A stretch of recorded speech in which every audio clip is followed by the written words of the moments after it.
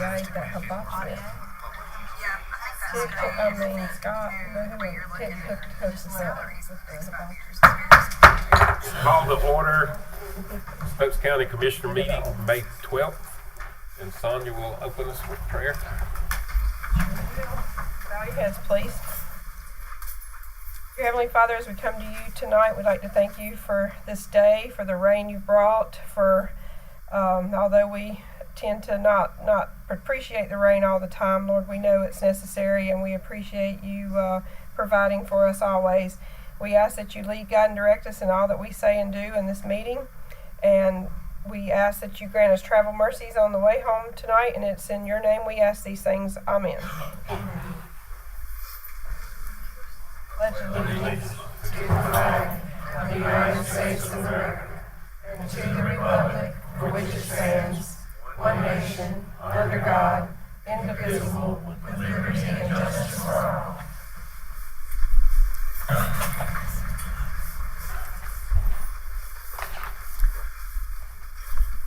Before we approve the agenda, we got amendments to add a closed session, add a budget amendment 76, and add proclamation recognizing National Police Week. Do I hear a motion to approve? Motion. Second. All in favor? Aye. Aye.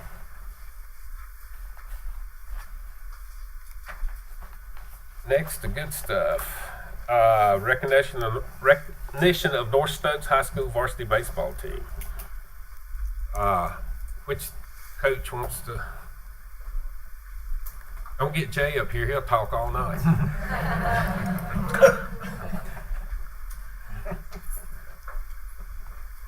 Thank you, commissioners, for having us here tonight. We really appreciate it. I'm Coach Sowers, Coach York, and you already know the great man of mystery, Jay Wood. We just want to thank you so much for recognizing our crew. We've had a great year, probably the best season in North Stokes history. We won the conference championship. We won the conference tournament.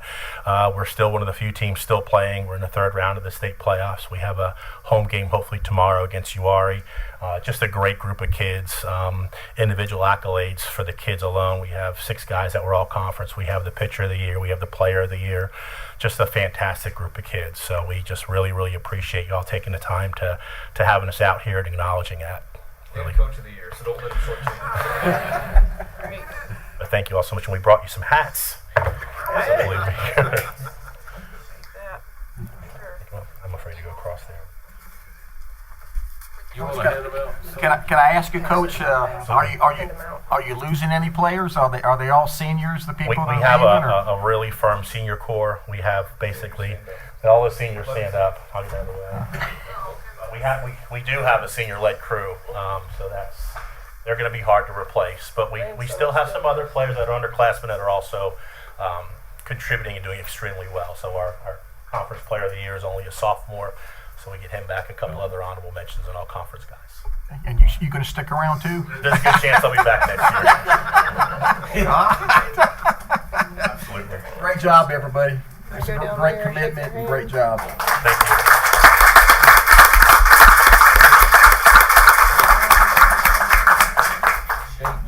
Thank you so much. Thank you. We do have some certificates for the players and the coaches.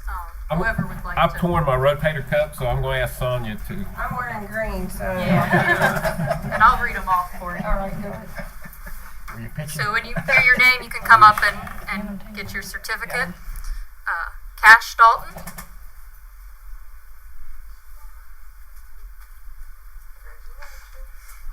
And if you want to stay up here for a picture afterwards, that'd be great. Thank you. Come hang with us back here. Oh, sorry. Austin I'll Durham. grab your hand and give you a five. Congratulations. Great job.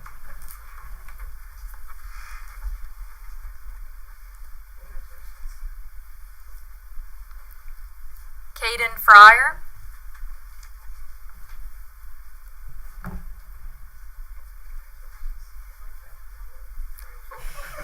Michael Fry.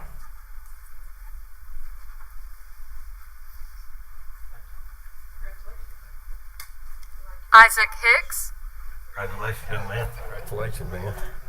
Good guy. Congratulations. Jackson Lester, Congratulations, young man. Way to go, Isaac.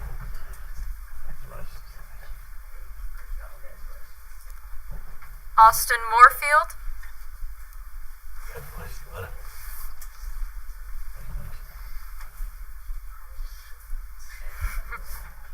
John Pratt,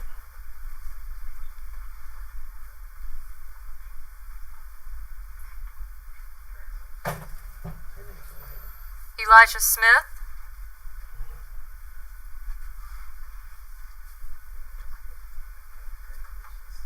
Ryan Smith,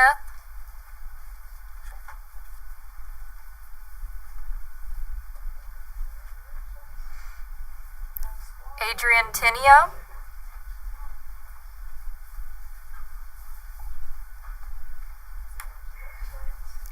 Elijah Wicker,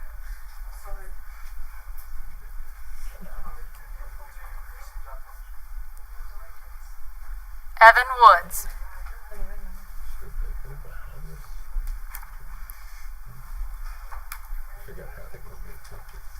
Yeah. All right, and then we're going to recognize the coaches as well. Stephen Sauer. If he's still. Steph. Jay Wood.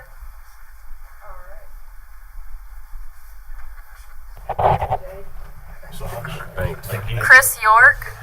Thank you very much, sir.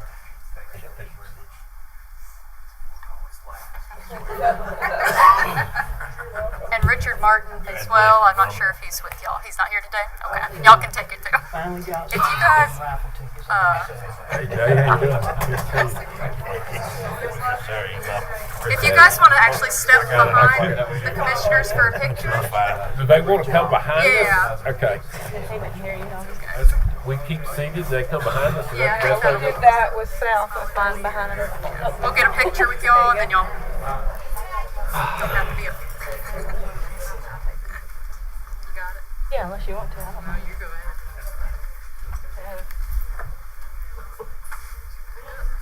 Thank you for the hats.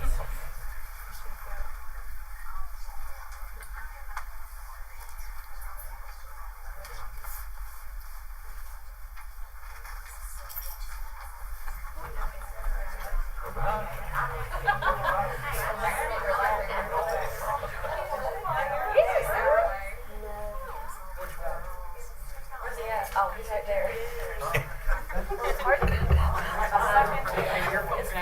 It's very zoomed out, yeah. Smile. Oh. I didn't know I was in it. Wants to cut up. Every crowd.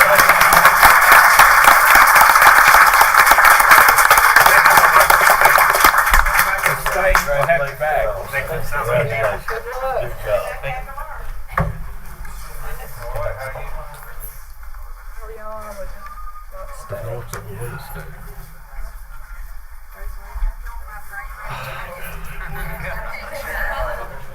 Thank you.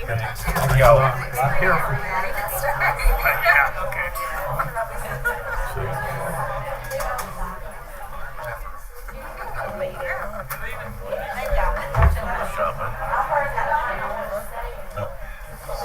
Yeah.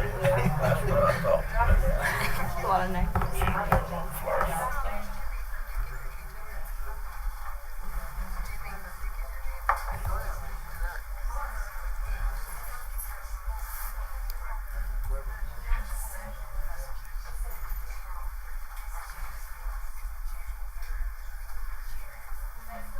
Next, we'll go to public comments.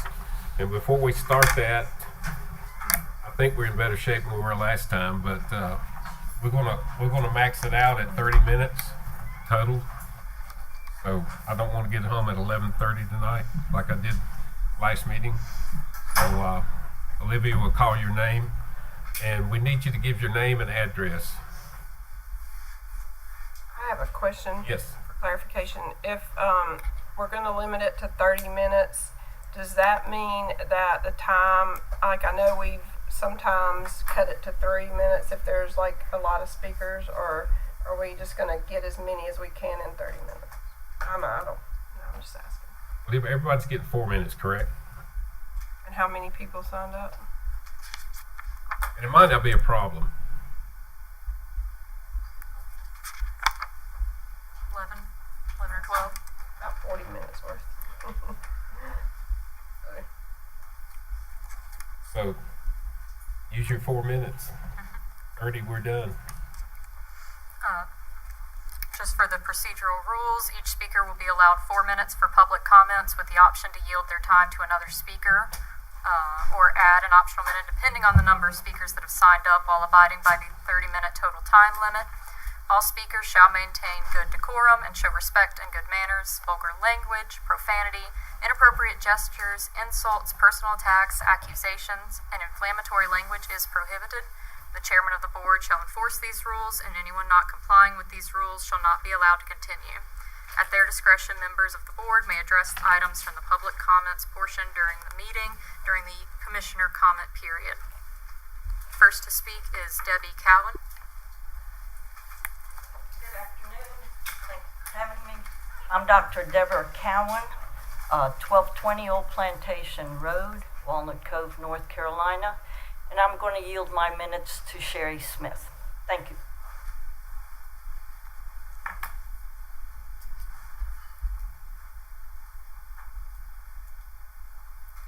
Sherry Smith.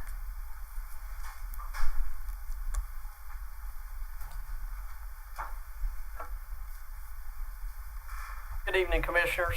I thank you in advance for listening to my concerns. I've read the current animal shelter ordinance, and I've read the proposed changes. I have one question that I know you can't answer, and that question is, why? I'm aware that ordinances and laws are changed and amended for various reasons, some for relevance, for safety, and some to make things easier. However, I'm failing to see how this proposal falls into either of these categories. I've been told, not by Mr. Reeves, that it's to make things easier for the animal control officers. I'm assuming that would mean that they would have less work citing for violations. Regardless, if someone has a 15-foot, a 10-foot, or a 7-foot tether, a 4-sided, a 3-sided, or a lean-to shelter, bedding consisting of cedar shavings, pine shavings, newspaper, or a Tempur-Pedic mattress, they still must be checked by the officers. Our officers are not lazy, and they're not afraid to enforce the law. I've read the Surry County animal ordinances. These proposed changes, for the most part, mirror Surry. But we're not Surry County. We're Stokes County.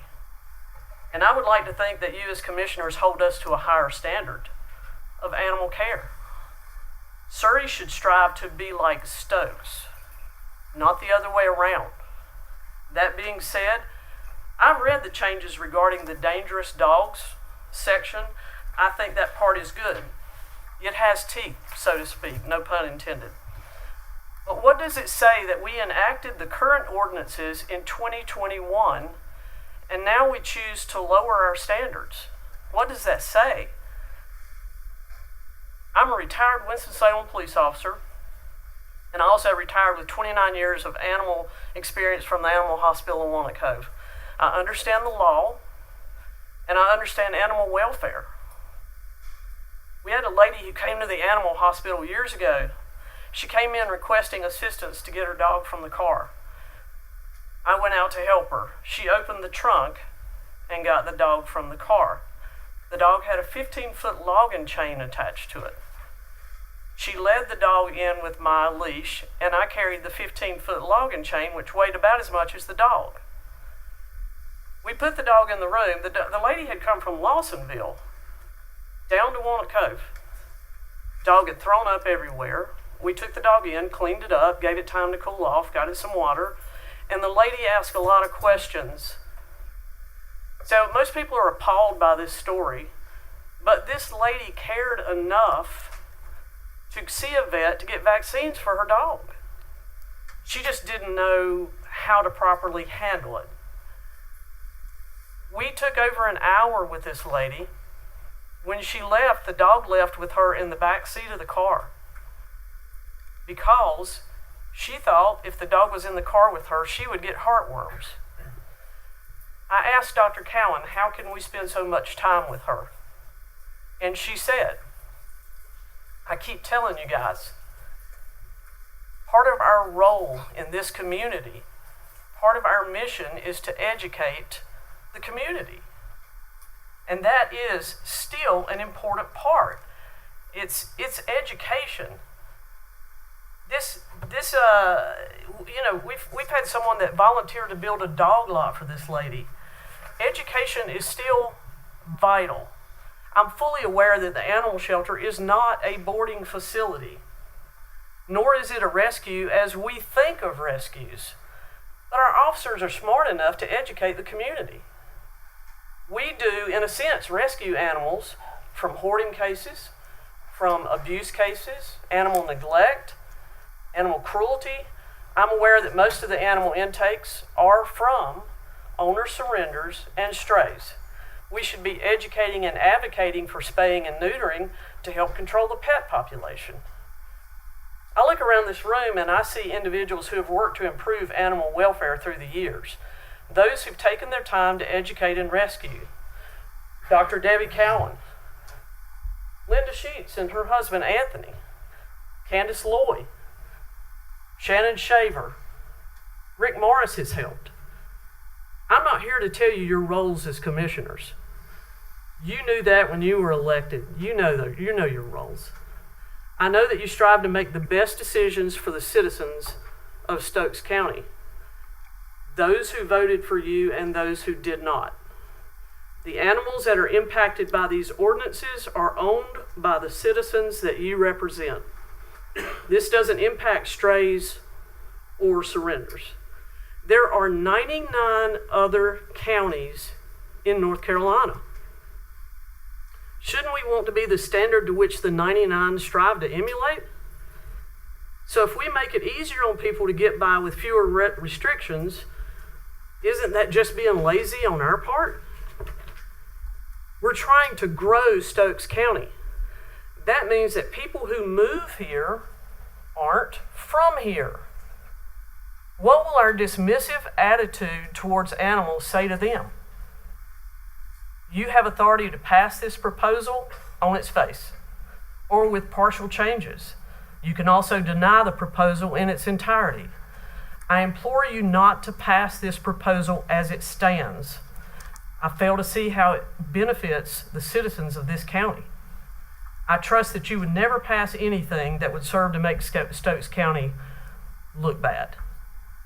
As our leaders keep us headed in a progressive direction, again, I thank you for your time. Thank you.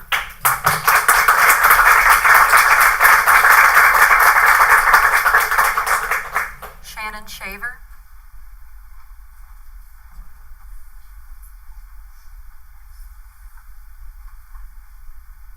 My name is Shannon Shaver. I reside at 1120 Brookview Lane in Germantown, North Carolina, and I'm here to speak about the proposed ordinance revisions as well as some changes to the Animal Control Advisory Board.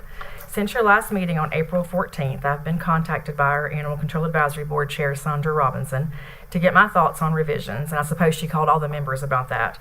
I relate to her that the only changes that I would be okay with are the dangerous dog, exotic animal portions, and streamlining the process on issuing citations. I think those are positive changes. I stated that I believe that all of the other animal welfare portions of the ordinance should stay as is, and the only way that I would be okay with changing those would be to strengthen them, as those were hard, fought-for changes that took many years to get into this ordinance. This ordinance has never been changed in such a drastic way. I did not get to see this revised copy until it was posted on the agenda for this meeting, which was not until late on Friday. A few things that I noticed were some of the parts that were added back, but much of the crucial wording was still omitted. As you know, in an ordinance, it needs to be black and white. Director Reeves stated in the first meeting where this was presented that much of the current ordinance is not enforceable. I believe that much of this proposed ordinance is not enforceable. A few examples can be found on page 19 of this document in Section 3 of Animal Welfare, A, number 2, which has omitted the section to state a sufficient supply of bedding. Number 3 reads that the owner shall maintain the area where the animal is kept in a sanitary condition and does not specifically say that excrement must be removed. When I travel through Stokes County, I know that my definition of sanitary can be quite different than somebody else's. So that needs to be very specific, which is why you have to be specific in an ordinance on requirements and state those requirements. Moving on to number 4, if the animal is in a lot, it should be in a size appropriate for the animal that is commercially available size or larger. Again, our current ordinance does a good job of outlining specifics on this with a minimum size per dog. The revised version leaves it open to interpretation, which simply is not how an ordinance works. On page 2 of the new ordinance, plastic barrels have been added as adequate shelter as long as they are elevated off the ground. While I do not agree that barrels are the best housing, I know they are widely used in Stokes County. The existing ordinance states that the doghouse should be elevated off the ground as well, so I'm unsure as to why this was removed. I know some will say, what if a dog is not in a house but in access to a garage or other building? I understand this, but the ordinance can still specify if a doghouse is used, it should also be elevated. The current ordinance goes into great detail to state that the shelter shall have access, that the shelter that the animal has shall have access that is suitable for species, age, condition, size, and type of animal. This wording was put in the ordinance years ago at the request of former Sheriff Mike Marshall. On page 7, section 3, and page 10, section 4, is the repeated authority to tranquilize or destroy. That's repeated twice in the ordinance. I'm not sure if that's on purpose or just an error. I believe this needs more clarification with more oversight in this process in case of a last resort. Proper documentation must be done, as well as this not being carried out by just one officer. There should be checks and balances if this is to be done. The current ordinance has much more specific wording about running at large, with some crucial parts removed from the proposed ordinance, such as impounded animals redeemed required to be microchipped. This protects the animal and the owner in the event the animal is picked up again. Locating the owner is much easier. I'm once again unsure of the rush to change these ordinances. The current ordinance has been amended numerous times, and each time it was a very small change to a section or two that was discussed and worked on for months before even being brought to the county commissioners. This kind of sweeping change should not be approved quickly. I hope each of you took the time to really read and compare both the current ordinance and the proposed one. I spent many hours Saturday doing this because it's important. I went line by line through both ordinances. It's also confusing when there have been so many drafts and all the changes are not highlighted and each one is a little bit different. There's really no way to compare them if you don't do it line by line. I trust that you would never vote on something without completing this due diligence. As far as the Animal Control Advisory Board, I would like to see those meetings at least be quarterly or as needed, at least so we can be sure that we're covering all the issues in Stokes County. As I said last time I spoke, and I will close with this, we cannot move backwards with animal welfare. Animals do not have a voice, and we must stand up for them and do what is right. Let's continue to move forward and improve and not approve this version of the proposed ordinance. Thank you.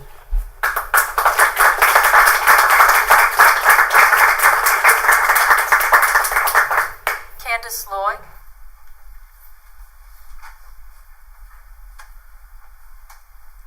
My name is Candace Lloyd, 1108 Steel Meadows Lane in King, North Carolina. I have provided each of you a copy of HB 657. Did they get that? A bill currently in the North Carolina House that has a minimum standards of care for companion animals.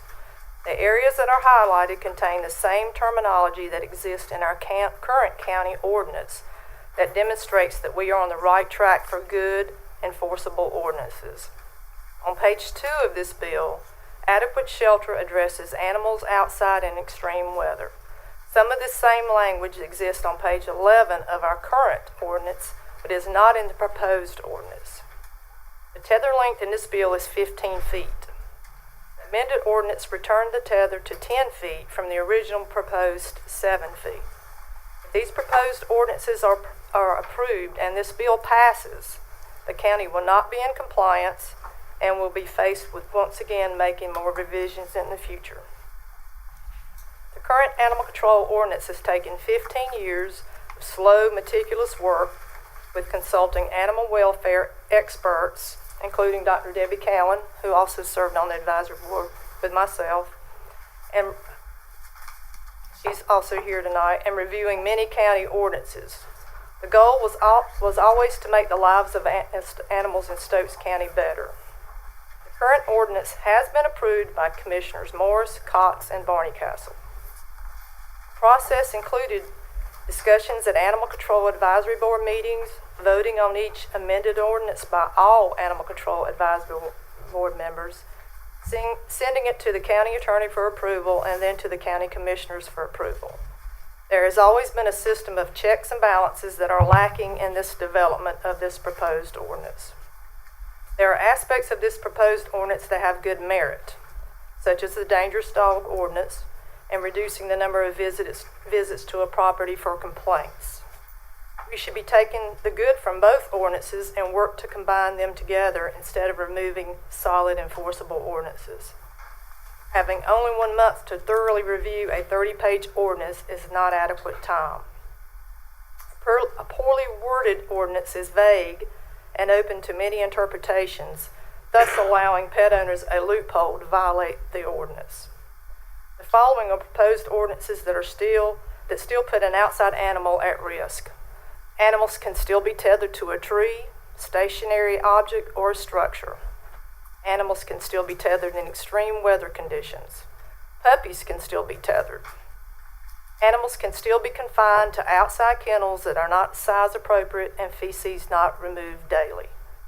Puppy mills will be allowed to go unchecked without unannounced inspections.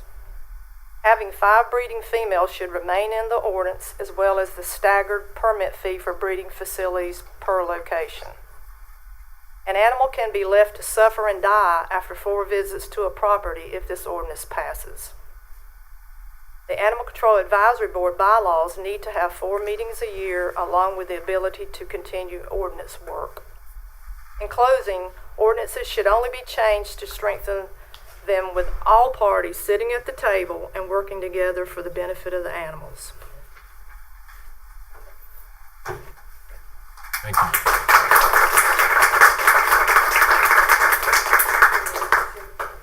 Bruce Del Garbino.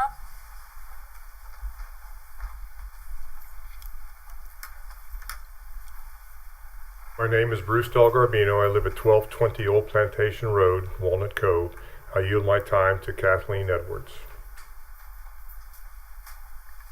Kathleen Edwards. One for you and one for each of the commissioners. And one for Jeff, manager. Good evening. Thank you for the opportunity to talk with you. Approving the ordinance that Mr. Reeves is proposing in the shape that it's in will be a giant leap backward for animals maintained outdoors. Mr. Reeves will not be in his position forever, but there will still be dogs tied and penned outdoors without relief. Mr. Reeves did not meet with the Animal Control Advisory Board as he was asked by you to do. If we want to adopt Surrey County's ordinance as our own, as Mr. Reeves is suggesting we do, then it should either include Surrey County's tethering ban or include all of the existing regulations in our current ordinance with regard to penned and tethered dogs. Without these regulations, dogs maintained outside will be unjustly deprived of the minimum standards of care that this county passed 4 years ago. Additionally, it is a glaring conflict of interest for Mr. Reeves, who is a dog breeder, to be proposing laws with regard to breeding registration and breeder fees because he stands to benefit from the relaxation of our existing requirements, which are 1, tiered fees based on the number of breeding females, not the number of litters, and number 2, to apply at each location where animals are bred. Mr. Reeves proposes removing the tiered system of fees as well as the requirement that each location used by a breeder be registered. He removed the requirement that breeders submit to random inspections. Because his language lacks necessary specificity, the section in our ordinance that pertains to breeding should remain wholly unchanged. Mr. Reeves wants to eliminate anonymous reports to animal control. He wants to make readily available to violators and abusers the names of people who report violations and abuse. Law enforcement officers and animal welfare officers have a duty to protect the privacy of people who report neglect and non-compliance. Mr. Reeves included in his proposed ordinance a bizarre section which states, quote, Animal Control Department shall develop a written complaint form and shall maintain copies of same for 3 years, which shall be made available upon request to any person, end quote. An ordinance is something that states what must be done if you have animals and what may not be done. It is a law that serves, in our case, approximately 46,000 people. The language Mr. Reeves is proposing deals only with the way that one department gathers and maintains information. This language does not belong in an ordinance that applies to an entire county. It belongs, if anywhere, in a departmental policies and procedures manual. It's truly bizarre that he would cut and paste this verbiage into our ordinance in an attempt to make it legal for welfare enforcement officers to expose to violators the names of people who report neglect and abuse. This is a debasement of accepted standards of conduct for anyone who enforces the law. The entire section entitled Complaints should therefore be removed because, in addition to being inappropriate for an ordinance, it pits citizen against citizen and attempts to punish those who report neglect. Anyone charged with a crime is guaranteed the right to face their accuser in court. Until that time, enforcement officers must strictly protect the names of those who inform them of wrongdoing. The complaints section consists very oddly of administrative directions for the department staff. It does not apply to the conduct of the citizenry at large and should be removed from the proposed ordinance. The proposed language governing the care and welfare of chained and penned animals is insufficient and far too vague. It is not as well written as what we currently have on the books. If a person wants to change the legal tether minimum from 10 to 7 feet, it should tell you something about the character of that person. And I realize he changed his mind on that. If a person wants to eliminate the provision that no dog be confined outdoors during a tornado, hurricane, or flood, that should tell you something about the person's character. If you accept the proposed language, you will drastically reduce minimum protections for the most vulnerable among us. No dog should be chained up to a stake outdoors at the age of 8 weeks and left there for the rest of their lives.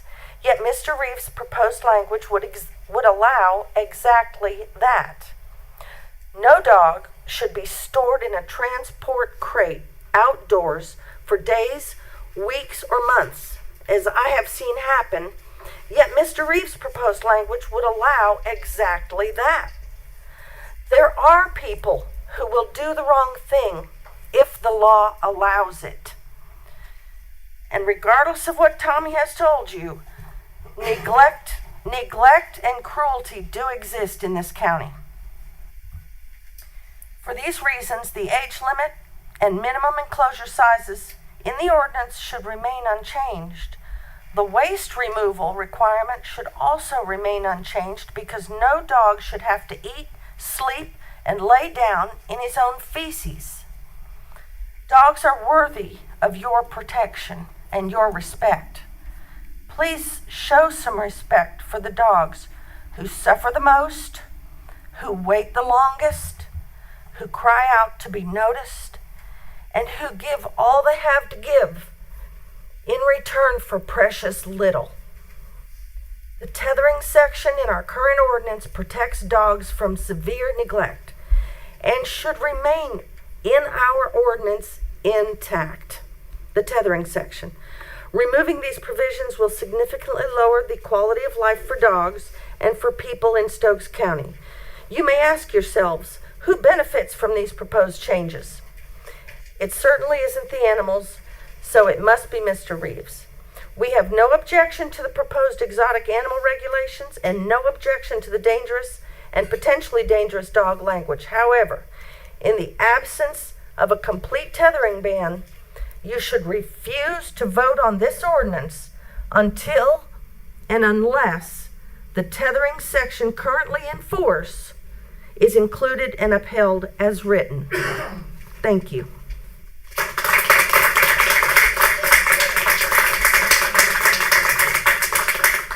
Janko Burgess.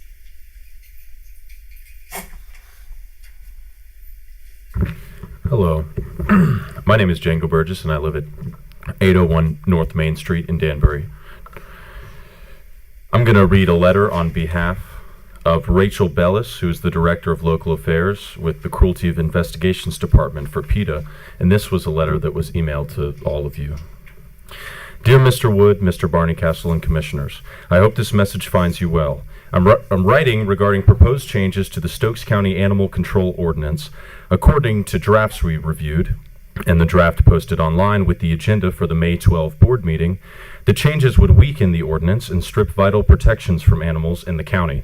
We respectfully request that the Board of Commissioners will not adopt such changes and either leave the ordinance as is or amend it to strengthen protections for animals.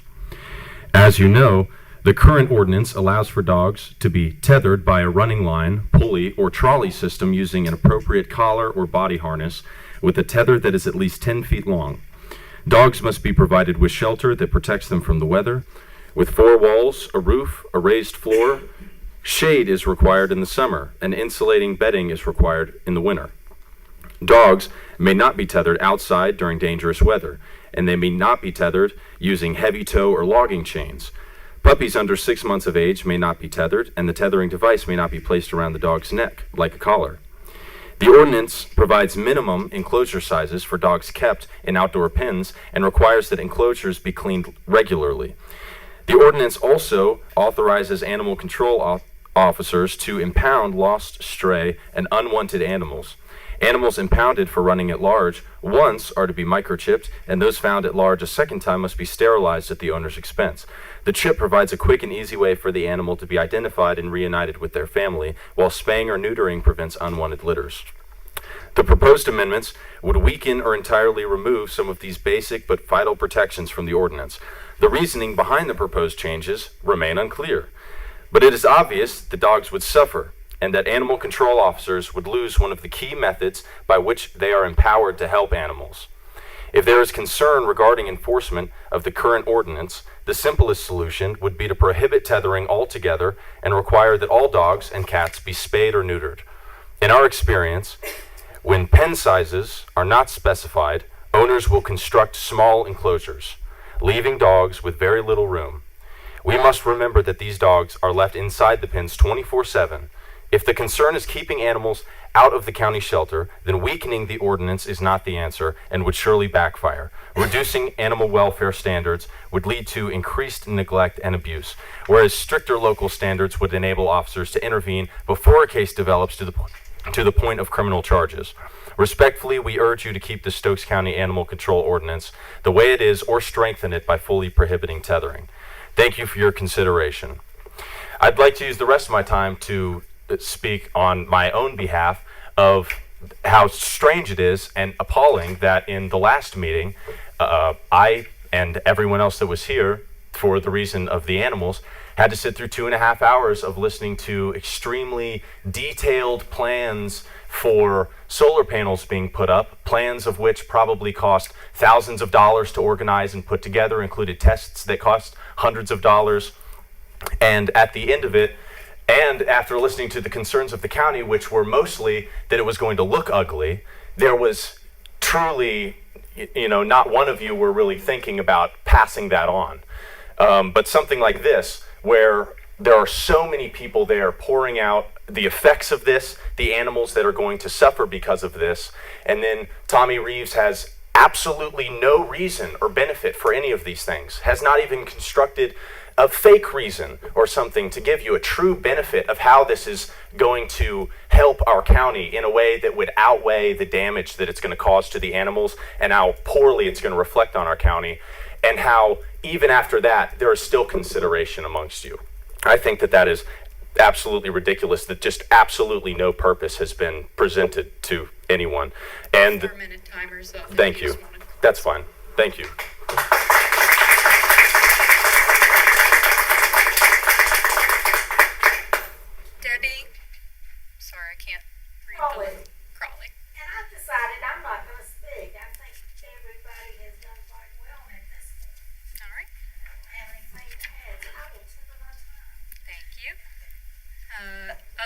is David Couch.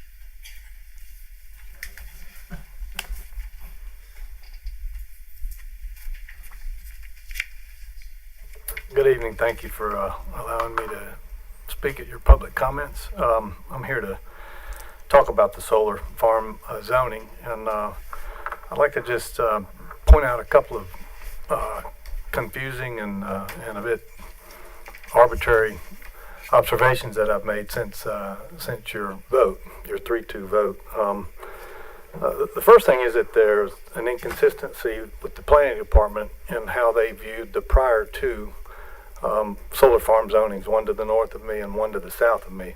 The planning department on 2 occasions saw that the 2035 plan, solar is a permitted use in Stokes County, and they saw that it was consistent with your 2035 plan. On this particular zoning, they saw that it was not consistent when we've got one to the north, one to the south.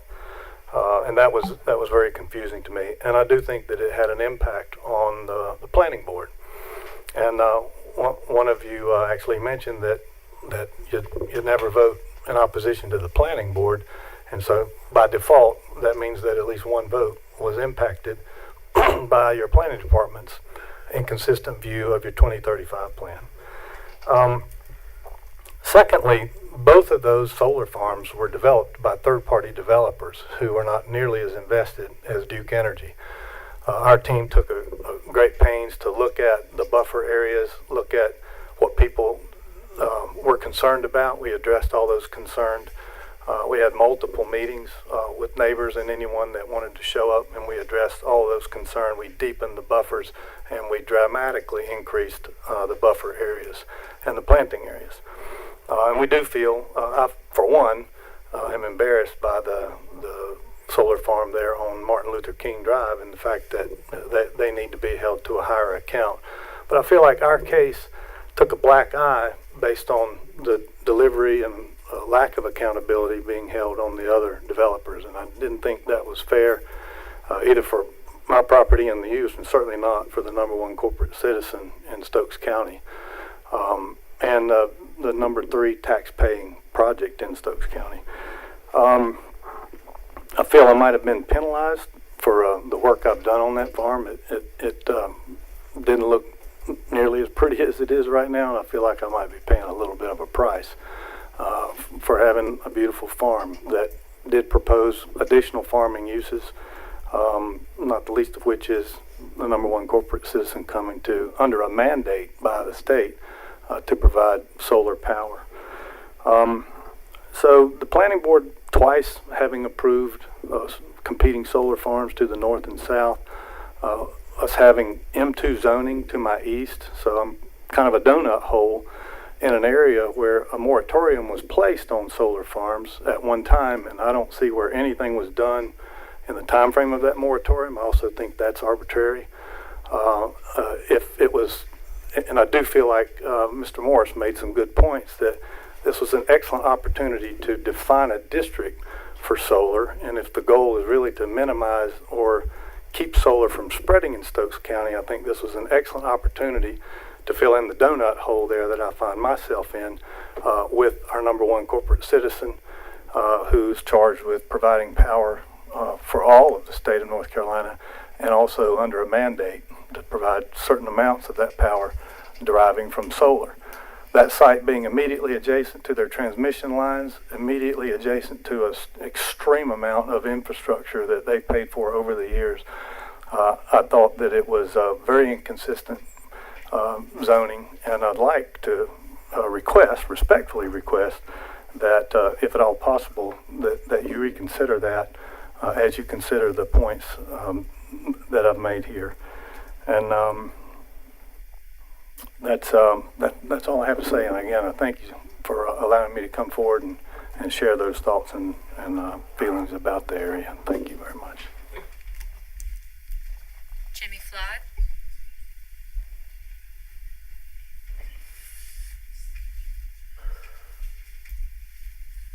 Thank you. I'm Jimmy Flythe. I live at 709 Lancashire Road in Winston-Salem. but I support Duke Energy's efforts here and activities in Stokes County. Just want to take the opportunity to just ask for the further consideration, if there's any way possible, to think a little bit more about that solar project after it's been a little bit of time. Obviously, Duke Energy, recognize the poor, the poor buffers that were in place by the one that's existing right now. I think the one that's already been approved that's going to be built, I think maybe has bigger buffers than that. And I think, we took great pains to extend those, make those buffers even bigger than the ones that have been approved so far. And the planning's taking great care to try to address all the issues that were raised about solar panels, not just here in Stokes County, but all over the state. So we're understanding, what it's going to take to build more solar. It's an important project for us. It's going to generate a good bit of tax revenue for Stokes County. Would like for that money to stay here in Stokes County, in the district that I represent. There is a bill before the legislature to do away a lot with the tax exemption. I think that is still active, as I checked on it last week. And I think over time that may diminish, which could be generate an opportunity for well over $1 million a year in tax revenue for this one project in Stokes County. So just wanted to say I support the opportunity, if there is one, to reconsider the zoning question for the solar farm. And that's all I wanted to say tonight. Thank you.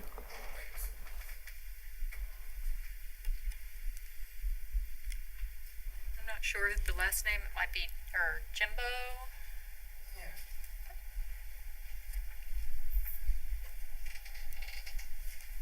Good evening.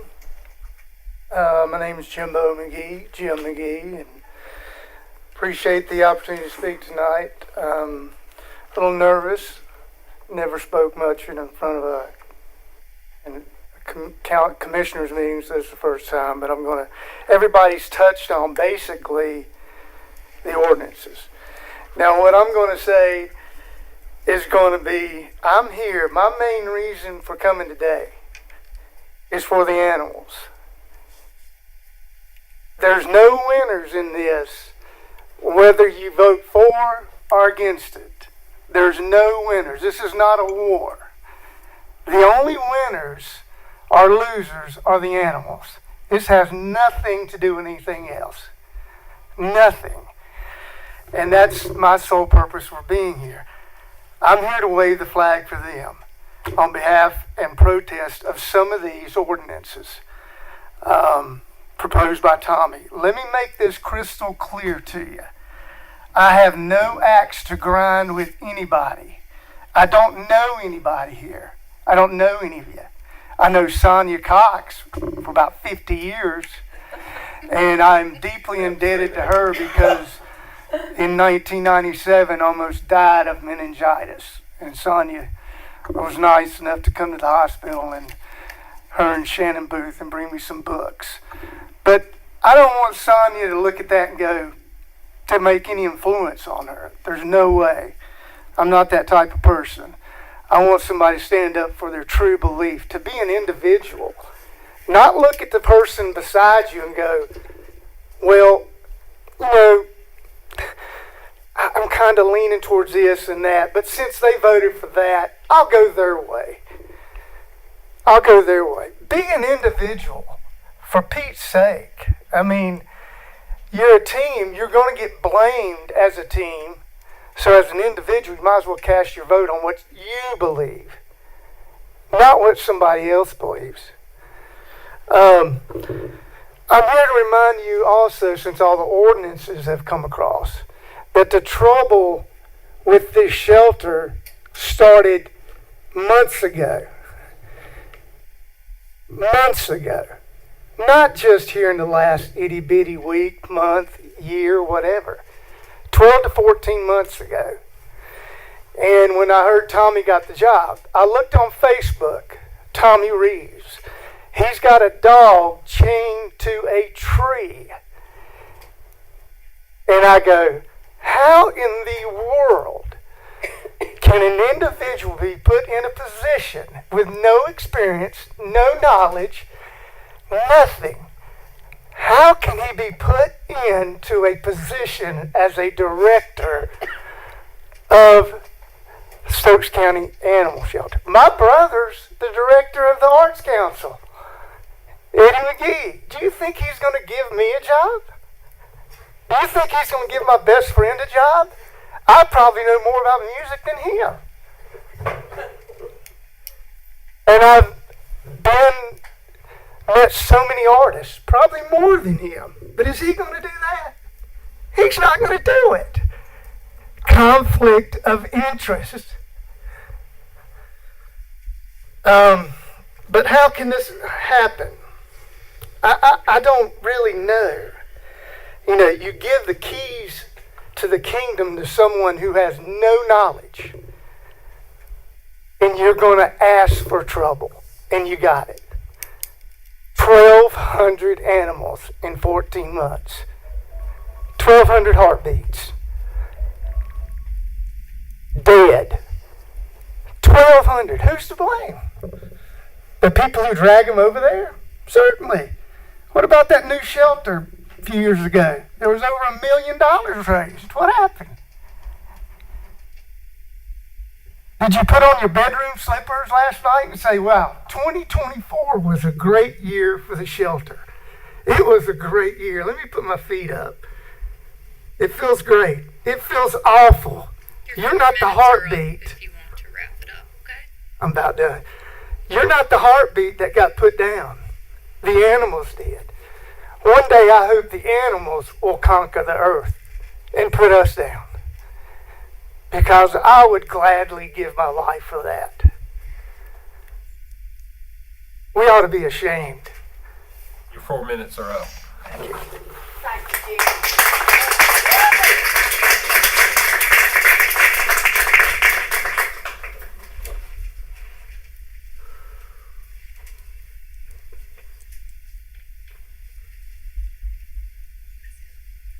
Yes, those are all the That's public it. comments. Yes, sorry. Okay, now we go to the managers and commissioner comments, and who wants to go first? No? All right, Brad. Welcome everybody tonight.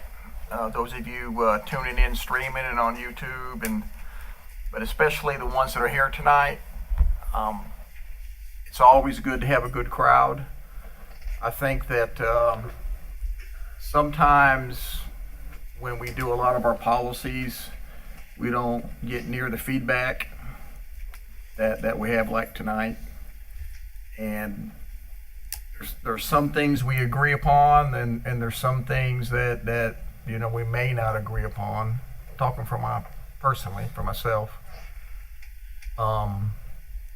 In terms of the animal welfare issues, I think that it's paramount that that we do take care of our animals and that we do treat them right. So I don't know if and I don't know if anybody sitting up here that goes around and talks about how we're going to try to make things worse for the animals. I got a lot of animals on my farm, and I take care of all of them. And I think that, and some of the comments have kind of touched on this, and I agree with it. It's just the same thing with, I'm former law enforcement too, and one of the things that the hardest part that we to try to wrap our minds around and get to people is for people to learn and not to mistreat animals. And it's the same way in police work. We always talk about getting in early into the school system, and you talk about early and getting into intervention programs. Because if the human being knows that killing somebody is wrong, then you don't have to worry about the killings, or you don't have to worry about the home break-ins. But unfortunately, human nature doesn't provide what we think is reasonable and acceptable. So with that being said, if people would we wouldn't have these issues that we're having if everybody treated the animals like they should be treated. which also includes of making sure you take them to the vet, get the checkups, take them when they're sick, and we can go on and on and on.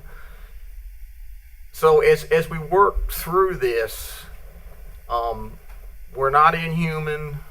We're not trying to make things worse. And speaking for myself, whether character assassination doesn't go over well with me.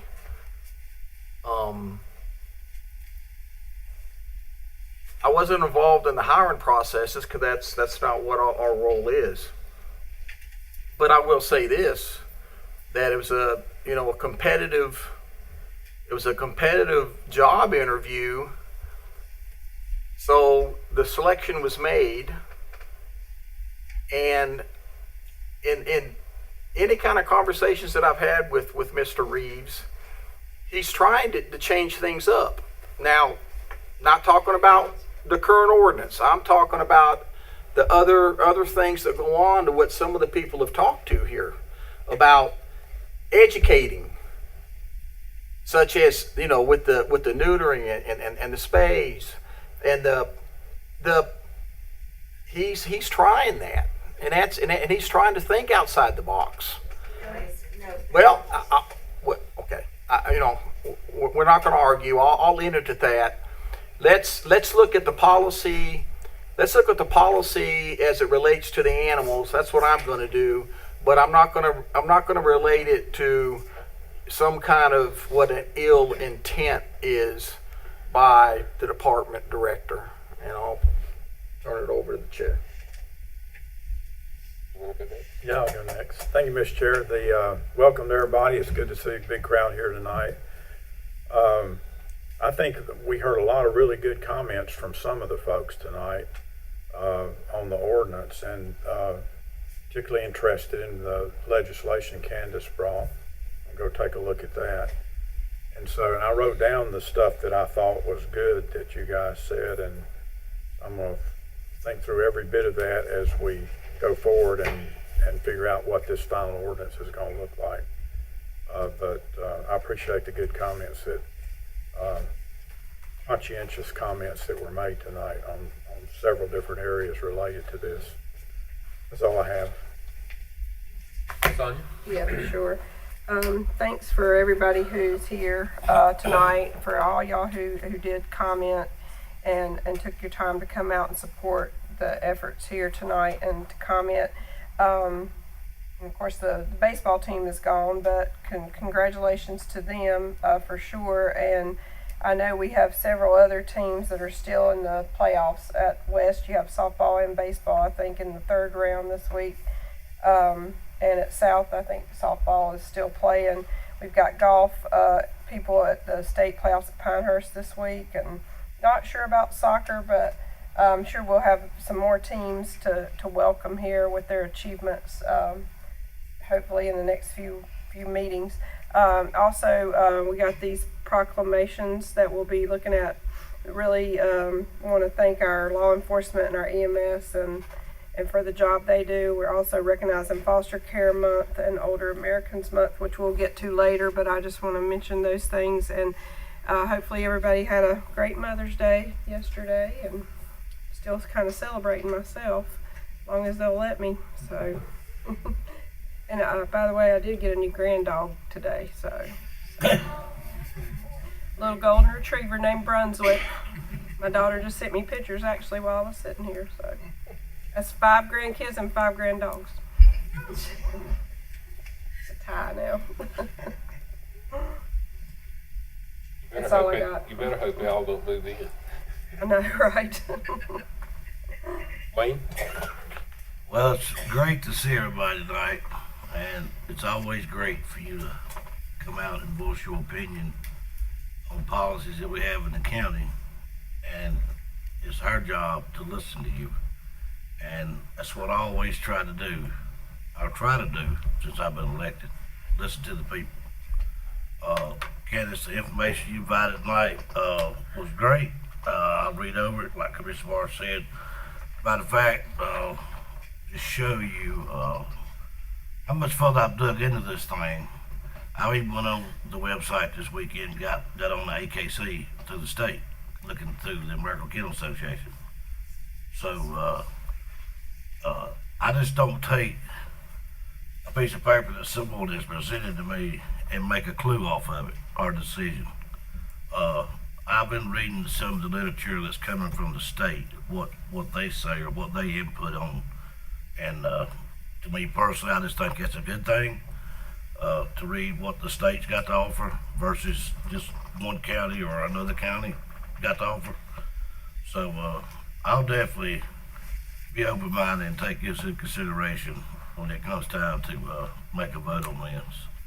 And again, thank all y'all for being here. Jeff. Thank you, Mr. Chairman. I don't know if I hope I'm not stealing your thunder, but I just want to comment on a very helpful meeting that yourself and Vice Chairman Byron Castle and myself and Amber had last week with members of the school board and Dr. Rice and his team. You know, I think that at the end of the day, we found that we agree on more things than we disagree on, and it was a very positive engagement, and I thank them for coming forward and joining us for that dialogue about how to move forward with regard to the school budget, and more on that later, obviously, with my presentation of the budget tonight. Thank you. Amber? I just want to thank everybody for being here and for making the comments you did. That's all. Olivia, you've done a good job. I don't have anything. I'd like to welcome everybody. I appreciate everybody expressing their opinions. If you don't think this is a tough job, I'd like to take a couple of months off and you can have his chair. Like you said, we had a great meeting with the school board.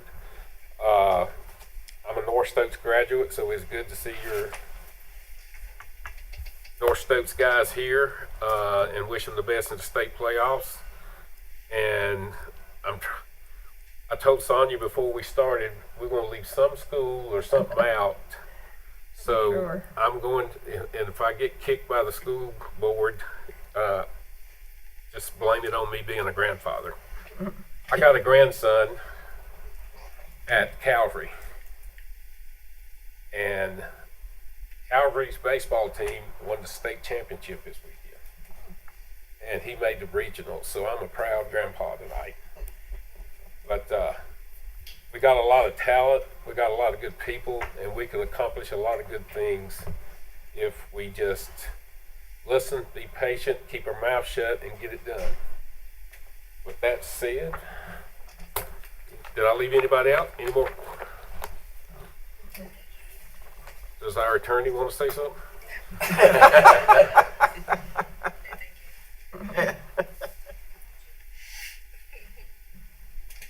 Okay, next is conflicts of interest. Before we move further, does any board member have a conflict with any of the items on the agenda for today, or one that might be perceived as a conflict of interest?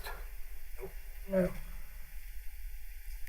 Do I hear a motion to approve the consent agenda? So moved. Second. All in favor? Aye.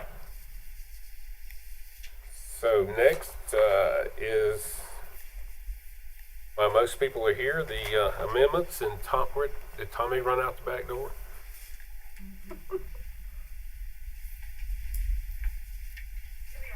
Okay. What am I supposed to do till he gets back? Go to the next item. Okay. Is a vehicle use.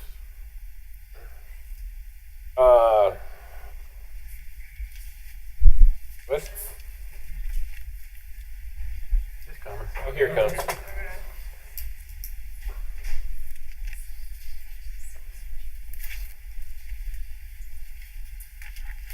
Sorry about that.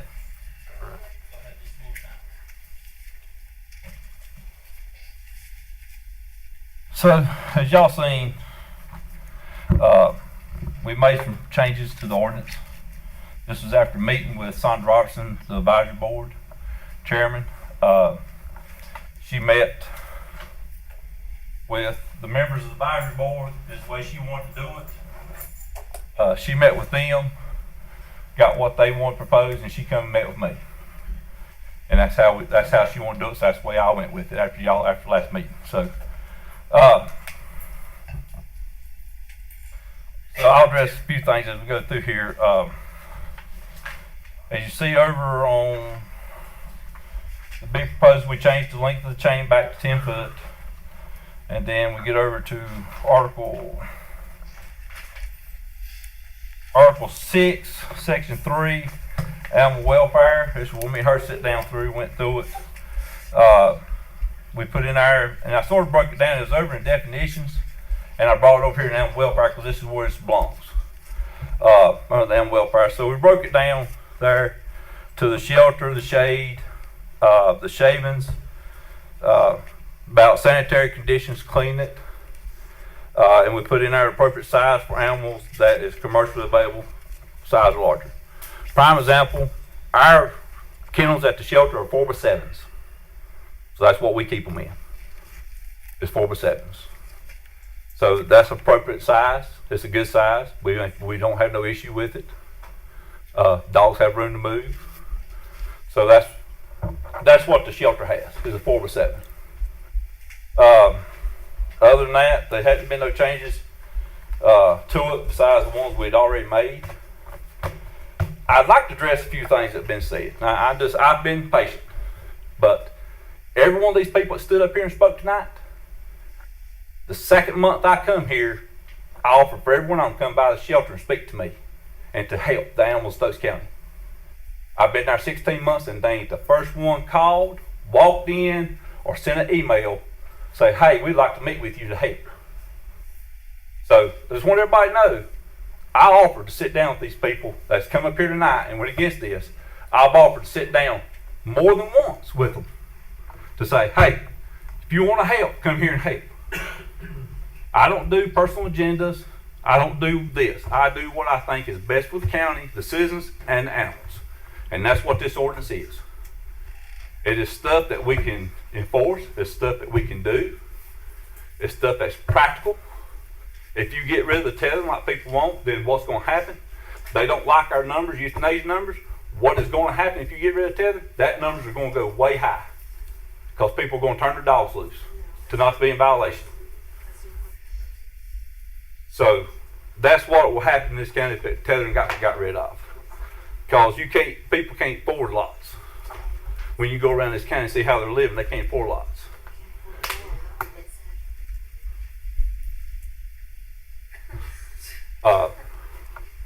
So when you look over in the old ordinance that they talk about, we still have the dog tax in there, which that's been gone for years. We have a statute in there that's for explosive and incendiary devices. So there's a lot wrong with it when you start reading through it. So this here does not hurt the animals. It takes care of the animals. It makes sure they be taken care of. When you hear about the log chain, that's cruelty. I don't have to write ordinance on that. It's already a general statute on that. We've already had discussion over a year and a half when I got involved with this. So it's already in there. It's covered by cruelty. You can't tie a dog to a log chain. We know that. And talking about education, my agents educate people all the time. When we go out on a complaint, that's what we do, sit there and talk to them about what they're going on, about what's the better way to take care of the animals and everything else. That's what we do. That's why our numbers are going down with what we have to do. That's why our numbers are going down this year as far as what we're doing as far as euthanasia stuff. Because of what we've done to educate people and the fact that we have stepped up and took care of the problems with cat colonies and all that. So we have done all that this past year. But this helps. This right here will allow us to do a better job, more enforceable, sensible rules that is there. I did not come in with this with agenda, and I don't have agenda. I don't put personal beliefs in this because personal beliefs have no place for law. And everybody knows that.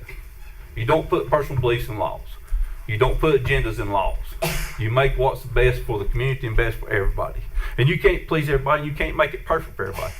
But if we could make it perfect, then we would have it where people wouldn't abuse animals, wouldn't treat animals bad. But we don't have that. If we was perfect, we wouldn't have people abusing people. But we have that. So this right here takes care of that. And when people stand up here and stripe on what I wrote and talk about me as my character, and the fact that I offered them to come and sit down and talk to me and they don't want to, I turn a deaf ear to that.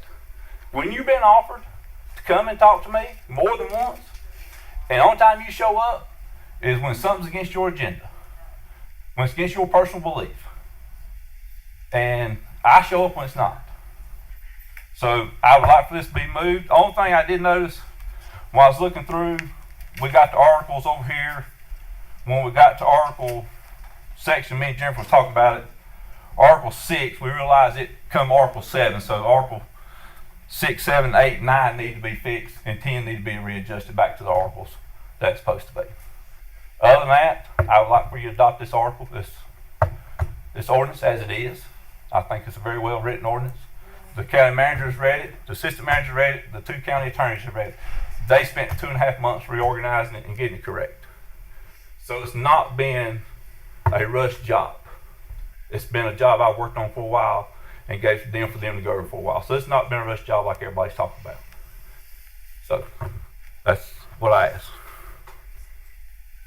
Any questions? Brad?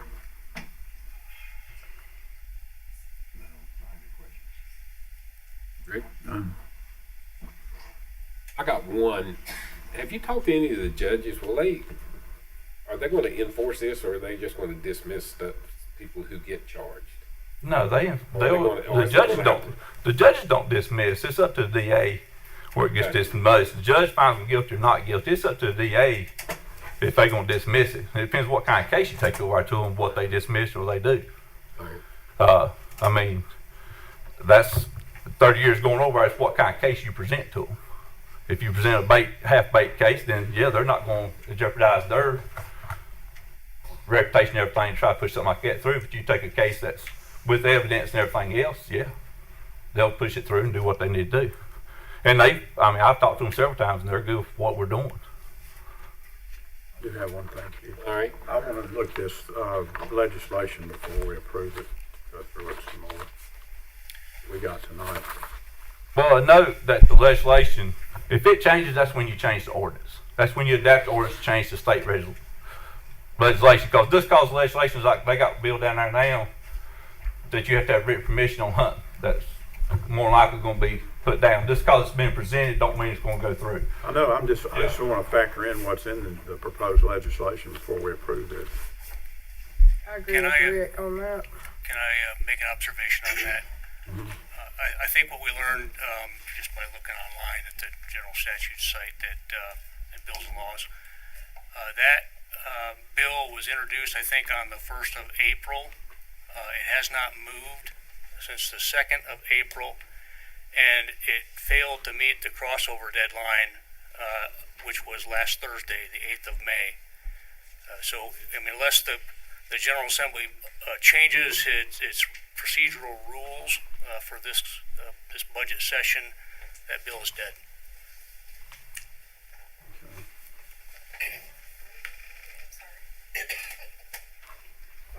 What you were saying, Rick, about that, what would make sense is for us to not do something that we're going to have to change if this does pass eventually in our next session or whatever. I mean, I would like for whatever we do to compare to this as closely as we can.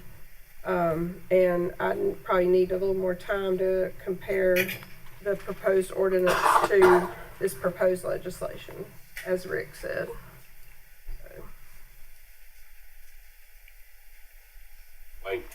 I feel the same way.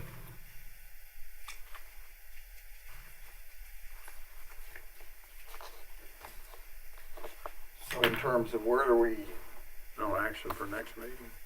do you need more time than that or just next meeting? Next meeting, I'd say. We got a consensus? Yeah. Look at that. Yeah.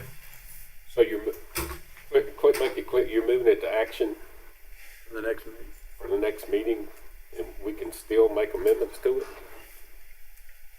I'm confused. Yeah, we can leave it on action more than one meeting if we have to.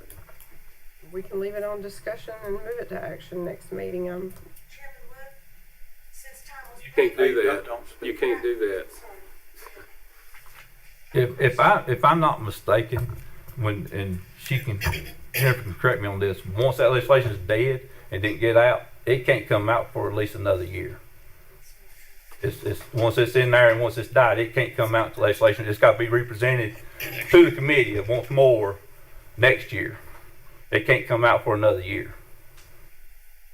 Once it gets in there and it don't come out of committee, it can't come out for another year. It has to be resubmitted to the same committee again next year.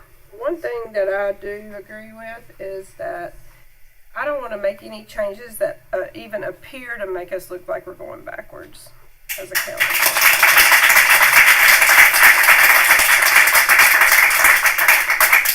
It's just me.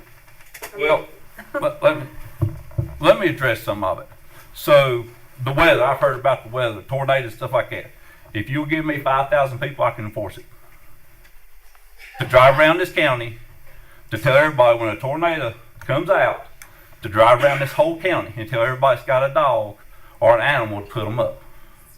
You can't do it. It's something that you're putting in there for a person who already abides by the law to say, here you go. Well, if they're already going to do it, they're going to do it whether the law's there or not. If they're not going to do it, they're not going to do it. So I don't disagree with that. that's what I'm saying. When people say we're going backwards, we're not going backwards. We're just removing stuff that we cannot. It's not enforceable. It's people. You're putting laws in for people to go ahead. That's going to do it anyway. People who have common sense, probably, but for those who, like they said, maybe not educated to how to properly care for animals, there's just I get what you're saying. It's not practical to go around to tell people, but and when I worded what I said earlier, I said that appear to make us look like we're going backwards. So a lot of it is perception, and perception is reality to people. So I don't want to be the county that's perceived to be not taking care of their animals. So that's just me. I'm 1 of 5. I'm just making sure that we can closely align what we're going to do with what's enforceable and with what it looks like could possibly be legislation down the road, so that we don't have to do this every couple of years and we can maybe get it right this time. That's all I'm saying.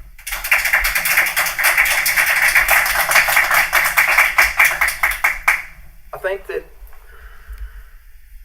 so there's the people that came up, they did make some good comments about some of the changes that you are wanting to implement. Right, the dangerous dog stuff. Yeah, and then also with in terms of the number of the advisory board people that, you know, shrinking the board down and everything.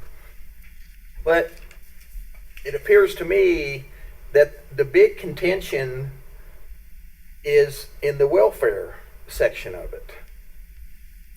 And it's kind of like what Commissioner Cox is saying is, you know, some of the stuff is perception, but in reality, it does make it look like that we're disregarding the welfare, you know, of the animal, of the dog. And so don't take, you are being, some people, in my opinion, and they have a right to do this, everyone has the right opinion, but don't get so worked up because of character assassination. I mean, don't get blinded by just certain people saying bad things about you. You know, you're retired law enforcement. People are going to talk. People talk now about us. I mean, that's just we're in the public. We're in the public spectrum. So hold your head up high. You're doing a good job, but we have to make sure that it all boils down to that welfare section. And so I do think that we do need to take a close look at that. Don't take it personal, Tommy. I mean, I think you're a good guy, but just baby steps. And you made some good proposals, and they've you know, and you've heard a lot of good comments about that. They're not complaining about that. So that's just my opinion. I would just say with me wanting to take another look at this based on some new information I got, that's not a lack of support for you, Tommy. I 100% support you in the position. So in case anybody has any confusion about that. And we all want the perfect meeting with this not on the agenda.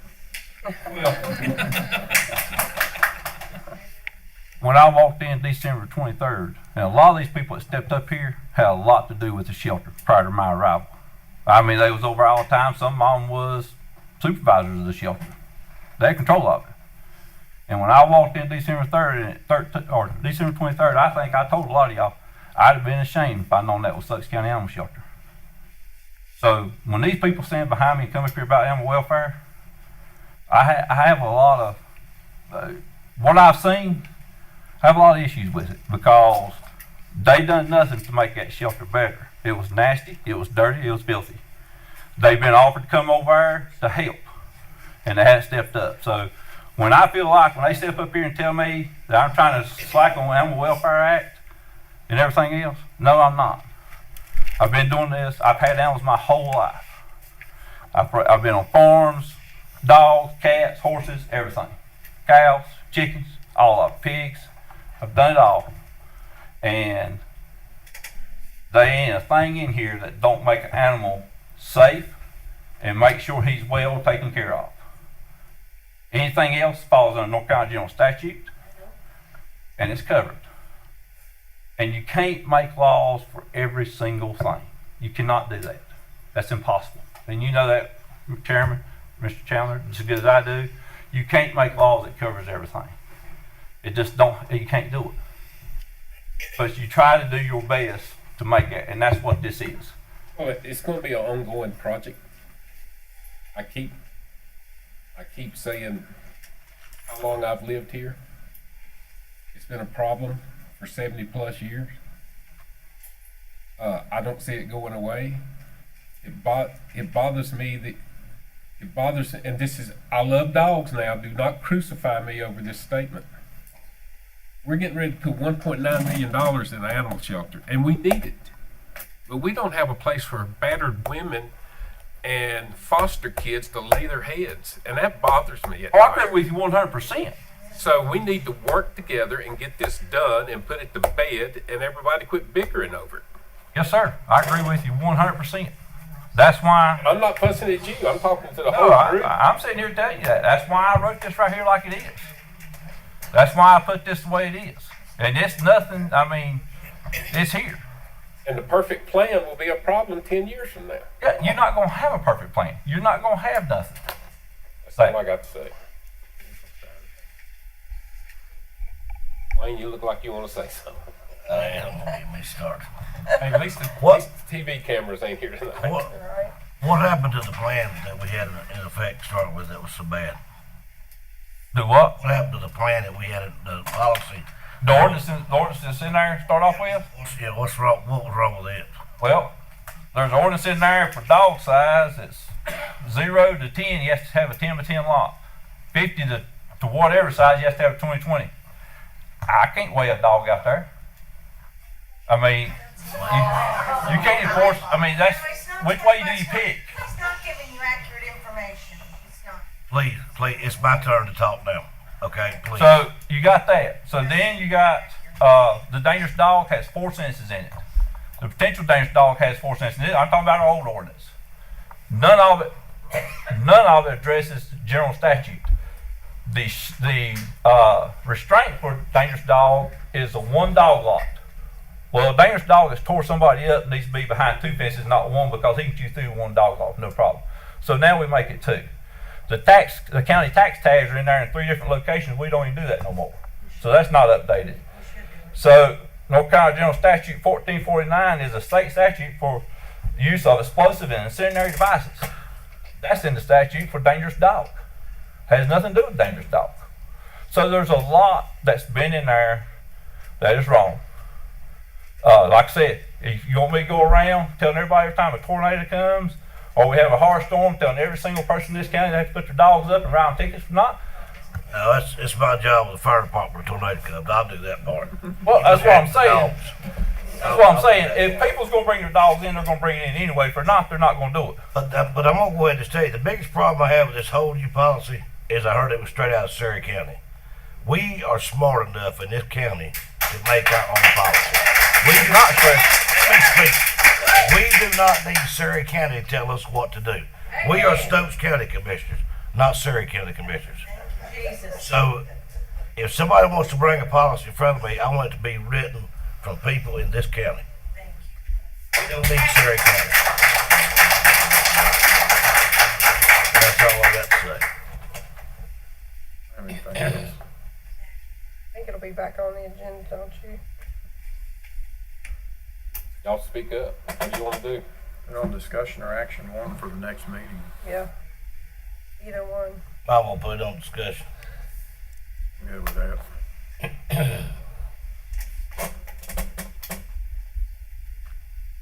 Fine with me.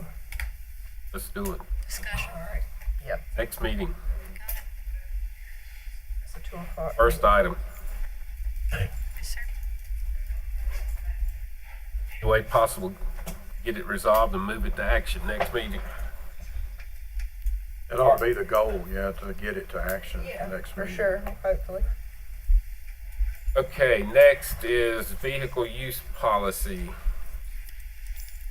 Jamie's not here today. I think Jeff was gonna Who's handling? shoot. Jeff is. Yep. Right, so Jamie had to go home. She's ill. Kind of unexpected thing here. When we last presented this policy to you, there was some discussion about maybe finding better or more precise language regarding under what conditions we would allow a volunteer firefighter to drive an ambulance. And so we've made that suggested change to the policy that was provided to you ahead of time. And in a nutshell, what we're asking for is for you to approve that policy with that new language, which requires that in those situations, the volunteer firefighter must be designated by the senior EMS official who's on site. That's good. That was the main thing we were. I guess I kind of misread, I think, since our manager clarified it. I guess I kind of skimmed over that. I was thinking that if that would come from a shift supervisor, not a senior official on the scene, but from an actual supervisor. Because I mean, correct me if I'm wrong, there was a supervisor that works every shift, right? That's what we. There is a supervisor that's hired to be on every shift. They may or may not be on that shift due to scheduled outages, and they may or may not be on that scene. So if they are on the scene, then they are the senior EMS person that's on the scene, and if they're not on the scene, then this allows the senior paramedic to make that call. How would that senior paramedic make that call? I mean, what is the criteria? So they're going to know that the volunteer fire person is driven. I can't craft the criteria you're looking for. All right, we need good people on the ground that are empowered to make good decisions. These are people that work together on a regular basis and they know each other. That's all I've got.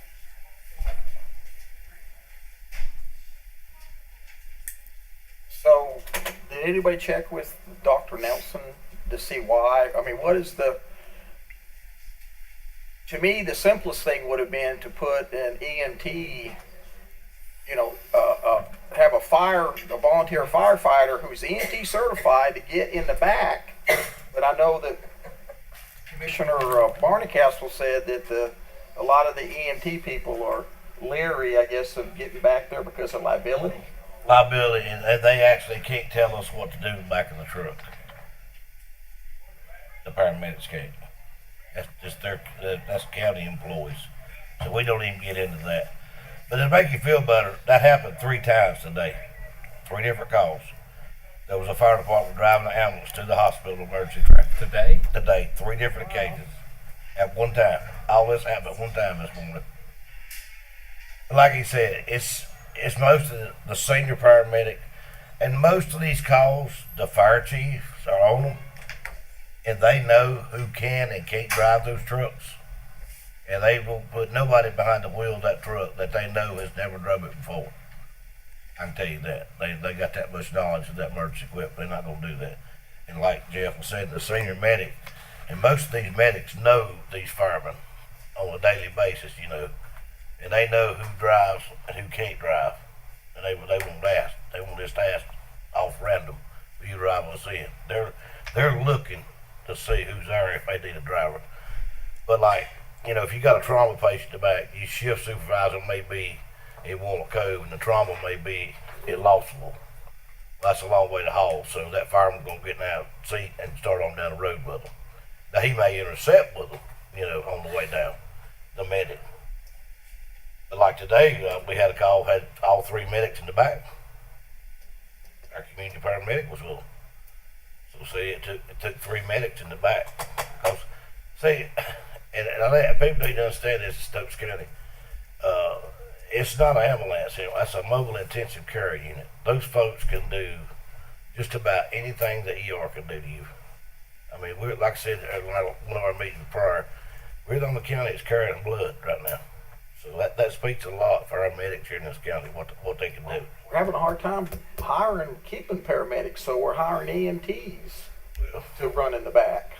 So you know, I don't want to drag this out. I mean, I'm not going to vote for it, but I mean, you have enough votes. I think it's too much liability for the county.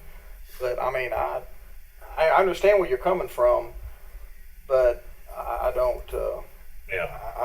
I don't agree with the fix.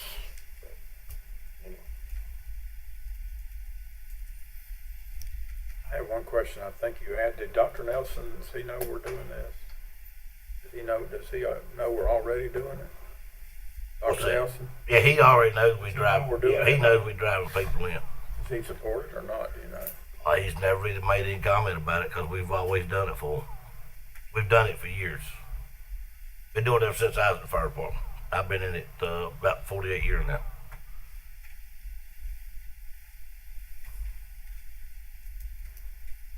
Anything, Sonny?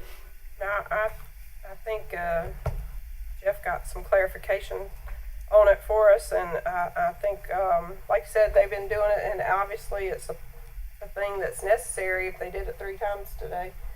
So, you know, I can support it if you want to move it to action.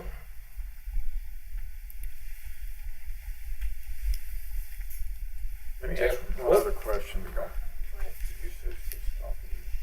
No, I was getting ready to say. I was going to ask, from your experience, Wayne, doing this, do you think somebody who didn't feel comfortable driving an ambulance and was asked to do so, do you think they'd say no? I've seen it happen. Oh yeah, I've seen people say no. I won't drive it. No, I've seen people say that. I won't drive it. They I'd don't. like to think that would be the case. Well, you got some people don't want the liability. So if you get behind that steering wheel, you got 3 people behind you back here. A patient and 2 medics. And that's the way you got to look at it.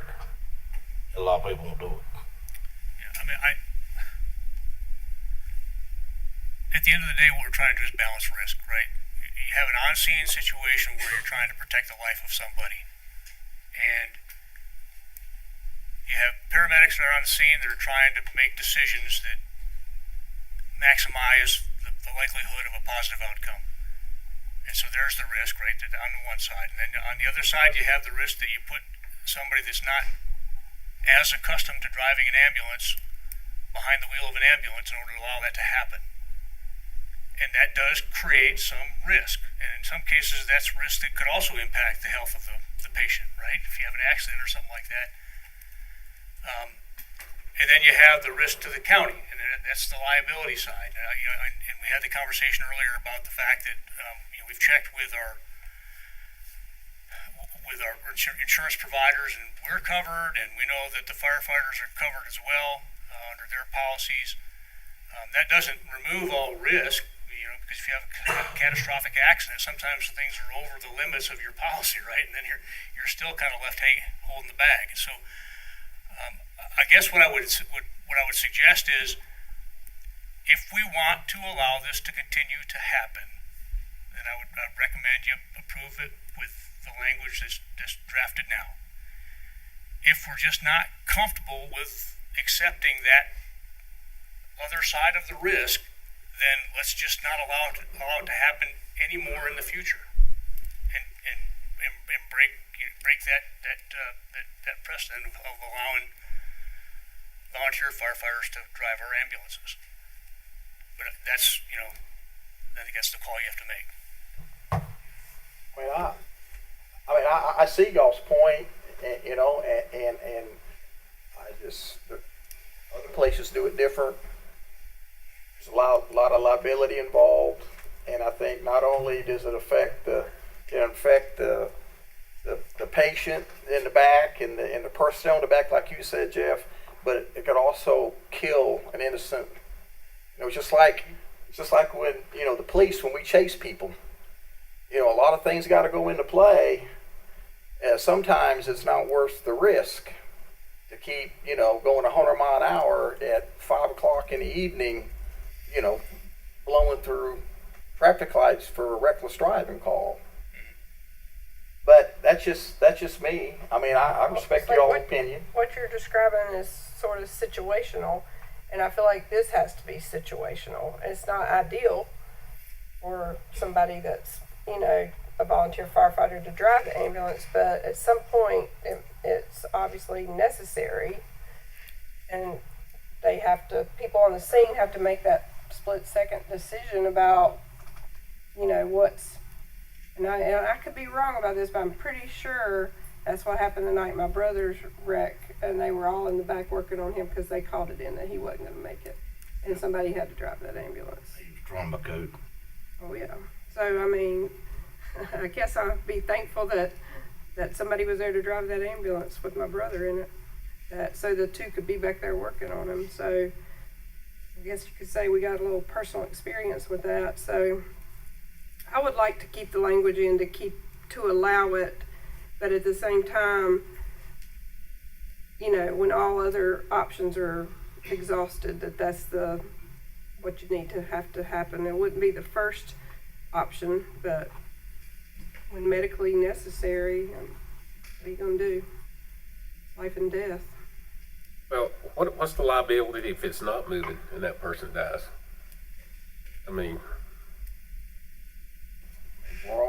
It's not neither situation is great, but I'd like to keep it in there just to keep that flexibility for the times that it could be necessary. So, move it to action. One question I still have, we operate under Dr. Nelson's license. Right. One thing I would like, maybe not tonight, but I'd like to know if he's aware of this and if it would have any impact on his medical license, that without him we can't operate, period, or him or somebody in his place. So I'd like to have that question kind of answered. I was first against this totally almost, but it is just a balancing of risk in a way that's almost impossible to figure out how to balance the risk. It's almost a Stokes County thing. So I could argue either side of it, basically, But I do have some comfort in that we got two different insurances covering it, ours and theirs, just from a financial liability. I guess I'd lean toward approving the language, given the fact we're already doing this, unless Dr. Nelson says we can't do it, and then I would support him. He says we can't do it with under his license, but, Why don't we just put another full-time county staffer, have 3 people assigned to the ambulance then? If it's a problem, if it's something that could be a liability for the county, then why don't we do that? That's, 20-something more paramedics? I ain't in that camp.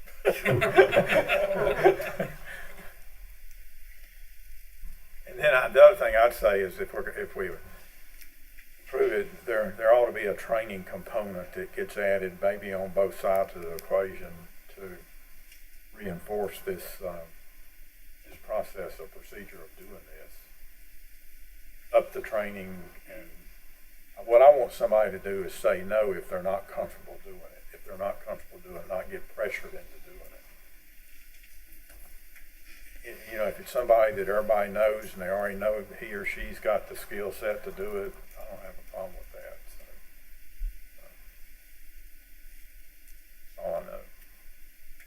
So nobody that you are aware of talked to Dr. Nelson yet about this? All right. I have not specifically asked that question. Yeah. Well, we could leave it on for next time and talk to him if. Just move it to action for clear next time and let him answer that question. Yeah. Everything else in the policy I'm ready to go with, by the way. Yeah. FYI. Yeah. Did you get that, Olivia? I think we're gonna move it to action and ask and verify. Dr. Nelson. Okay.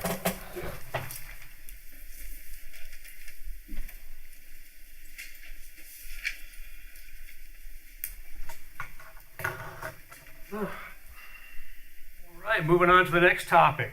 2026 budget presentation and operating plan review.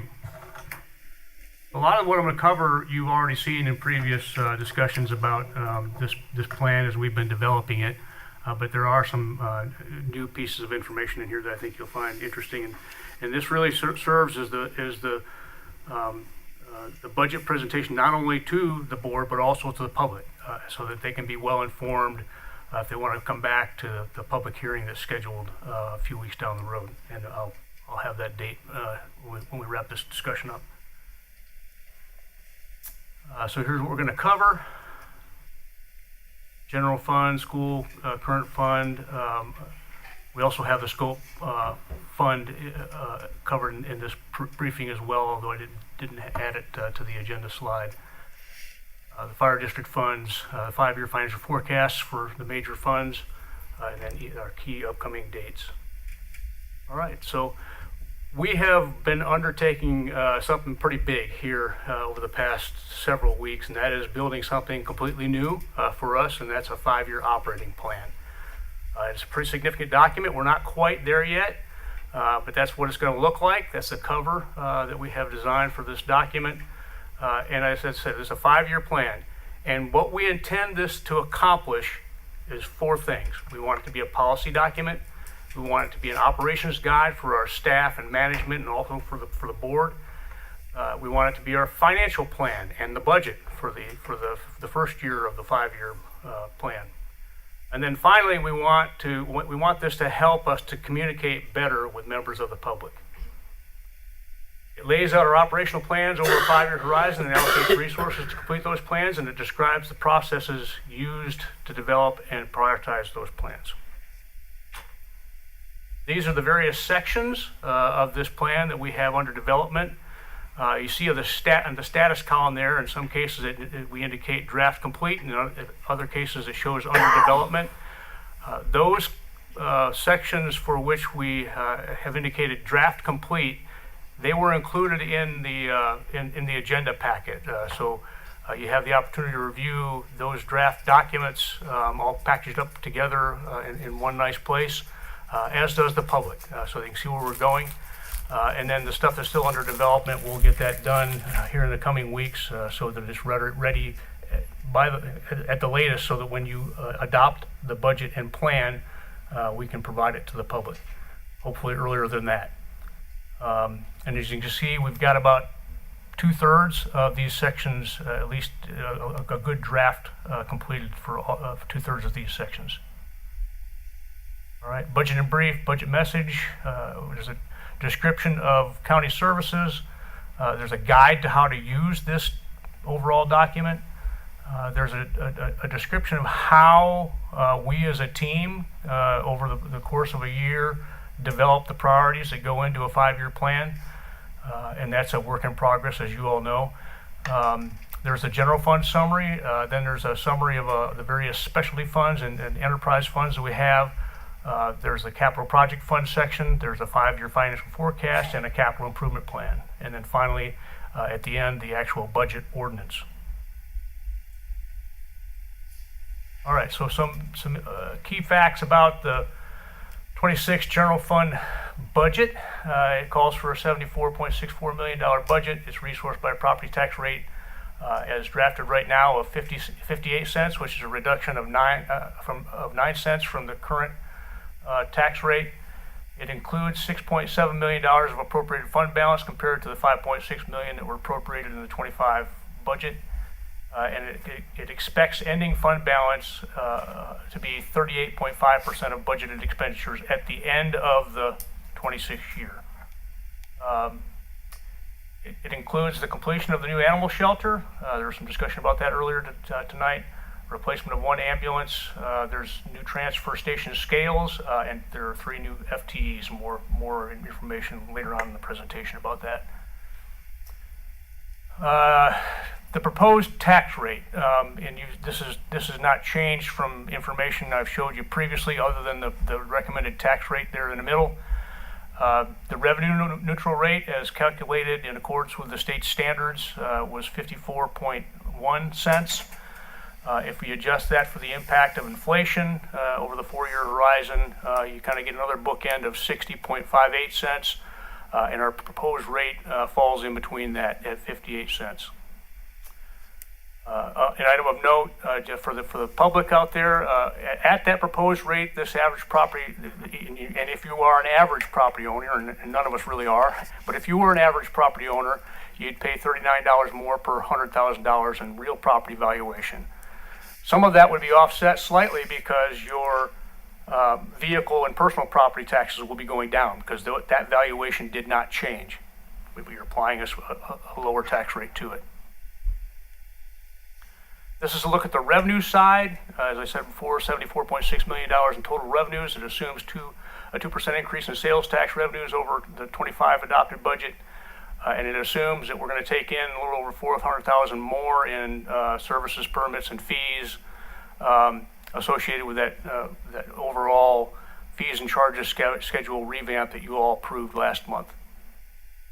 51% of the revenues come from property taxes. That's very similar to what you'd see, I think, across the state.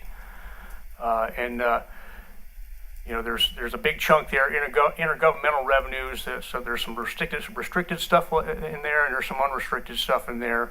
A lot of the restricted stuff is associated with pass-through money that's coming down from the state, or maybe through the state from the federal government.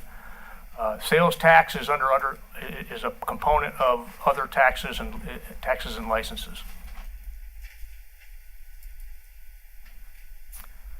So we can look at expenditures in 2 different ways. This shows one of those. This is by instead of by function, it's more by the type of expenditure. 43% of our budgeted expenditures are going to salaries and benefits. Non-salaries and benefits operating costs are 30%. 21% is that allocation that's going out to support the county school system, and you get 4% dedicated to debt service and 2% dedicated to capital. Some items of note: we have incorporated in this the implementation of the pay and compensation plan that you adopted last fall. Average merit pay increase of 2% plus a cost of living adjustment of 2.9%. That 2.9% was calculated as of December 31st, and it accounts for the CPI that incurred or occurred over those previous 12 months that ended December 31st. There are 3 new full-time equivalents: an environmental health specialist, Deputy Department of Social Services Director. 50% of that cost is picked up by the state. And there's a training officer for our EMS department. We've resourced the opportunity to shift from a 24 on and 48 off schedule for our paramedics to a 24 on and 72 off schedule. And that obviously that requires us to hire one more shift of paramedics. The overall number of person hours worked is the same, but you got more people doing it, so it's less hours worked per paramedic. And there's a 2.9 increase in school operating funds. More on that a little bit later in the presentation. Another way to look at the budgeted expenditures is by function. You can see there's kind of a big 4 there, and these are groupings. It's not by department. These are groupings of types of services. Public safety is the biggest at about 28%. Health and human services, to include all of the human services that we do, a little over 24%. General government comes in at about 21.8%, and then education at 21%. Some significant capital items that are included in this budget. The first is the animal shelter we talked about. It's not really a component of this budget because those funds were already spent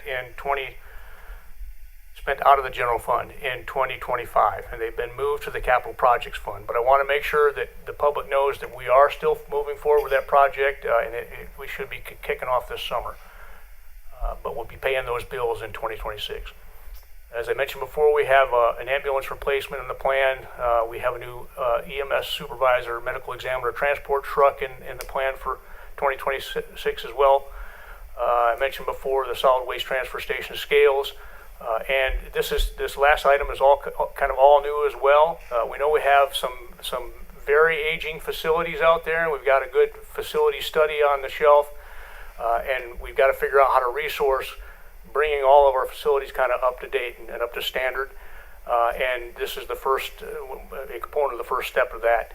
We have built a CIP, and that CIP includes building component replacements. When I'm talking about building components, we're talking about roofs, HVAC systems, boilers, chillers, elevators, major things that have kind of a life cycle during the life of a building. We have $172,000 in this 2026 budget earmarked for key building component replacements.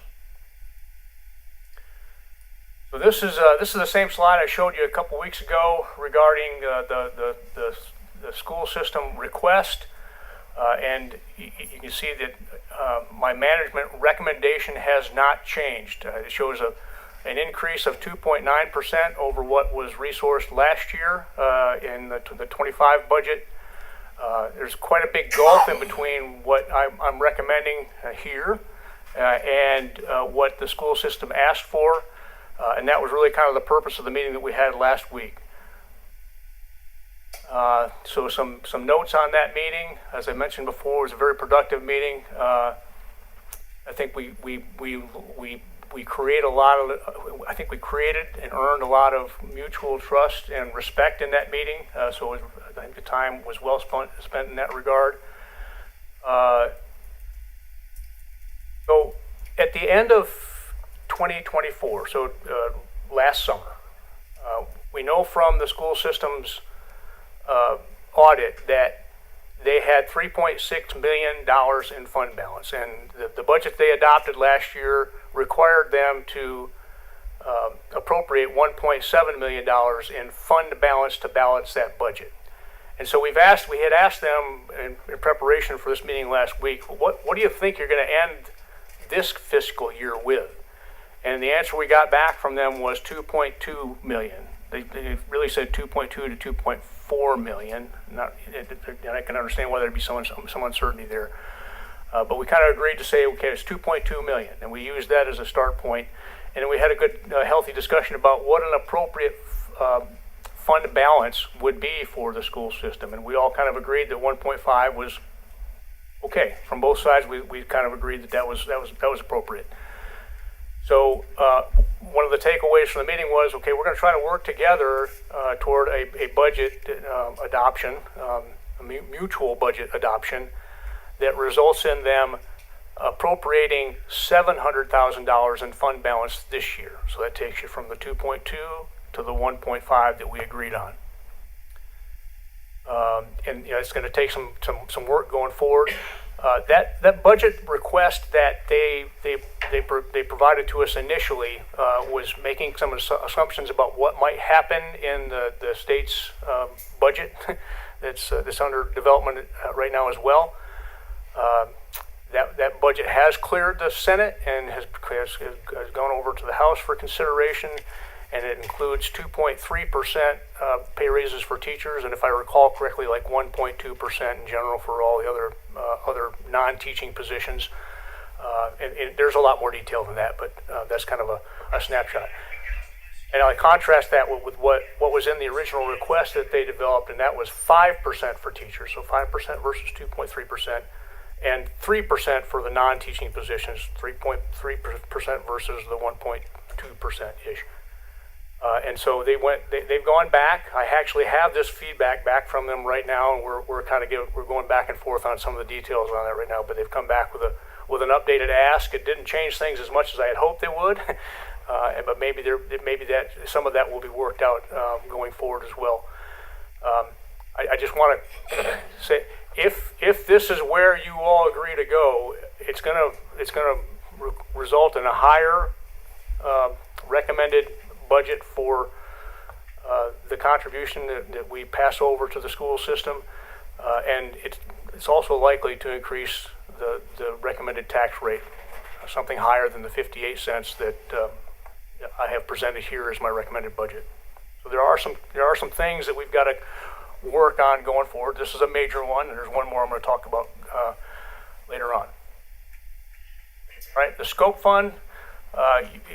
During your last meeting, you got their presentation of their request for the budget for scope funding. I think you know that I disagree with that position. What our recommendation kind of holds the status quo in terms of what we're funding and financing in the scope program, the opioid crisis funding. One prevention coordinator, a community paramedic, a licensed clinical social worker, peer support specialist, and the 50% funding that goes to the accountability and recovery coordinator. And for this year, that looks like we have $600,000 coming in this settlement money for this year, and I'll show you how that all balances out through the life of that funding in a later slide. Compared to a budgeted expenditure of $451,000, which means if you adopt this budget for scope, we'd be adding $148,000 to fund balance. Now I think that, and you would project an end of year fund balance of $1.8 million, and there's a tendency I think for some of us to look at that and say we need to do something with that money. What I would ask you to do is to agree that before we make any changes to what we're doing, we need to figure out what our long-term plan is. We know that this funding is going to run out in 2039, and we know we've already reached the peak and we're on the downslide, right? It's not flat funding every year, and you'll see that in a later slide. From today forward, in general, there's a little bit of waviness to it, but that funding on an annual basis is decreasing. And if we did nothing more than what we are doing right now for the life of this funding, we will run out of money.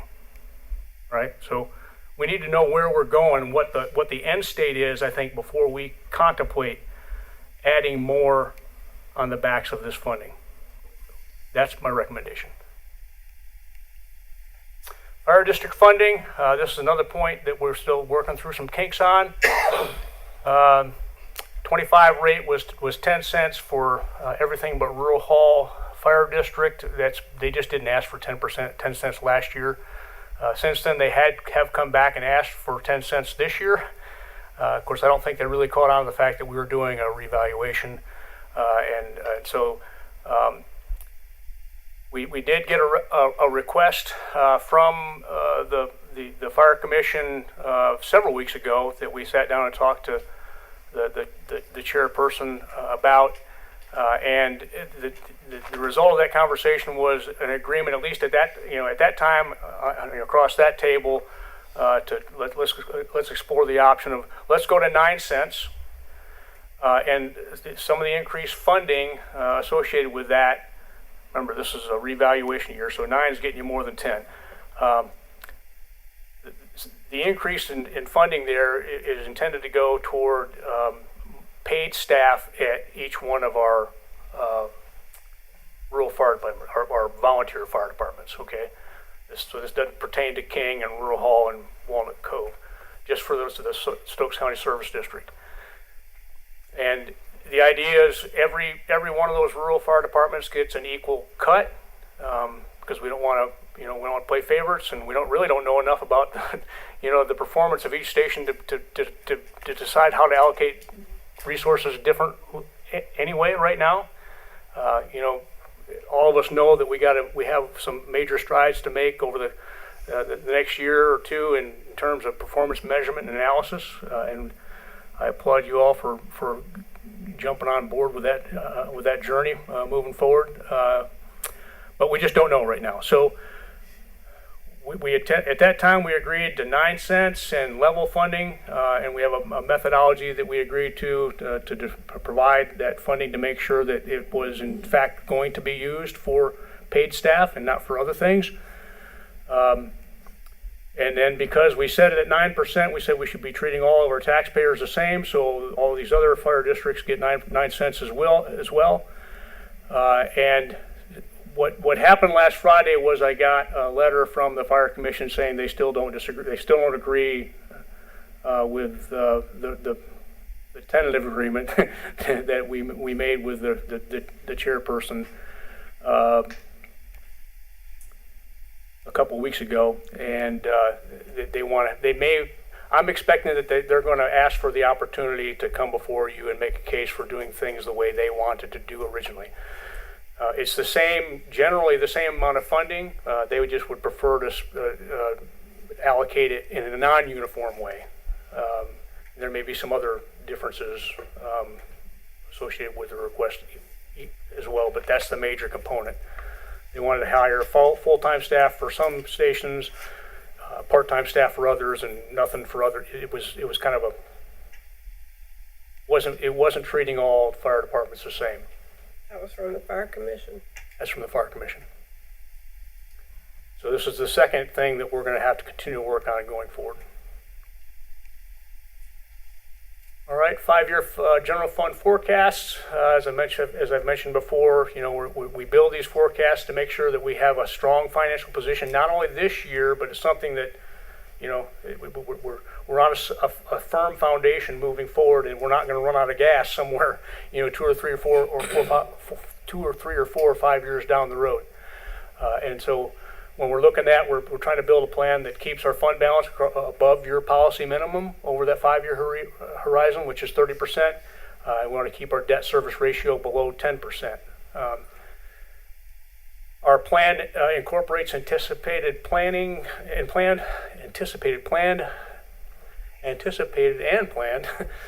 staffing changes.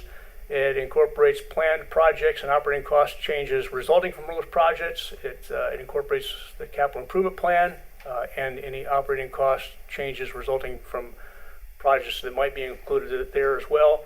Some key assumptions that are built into it.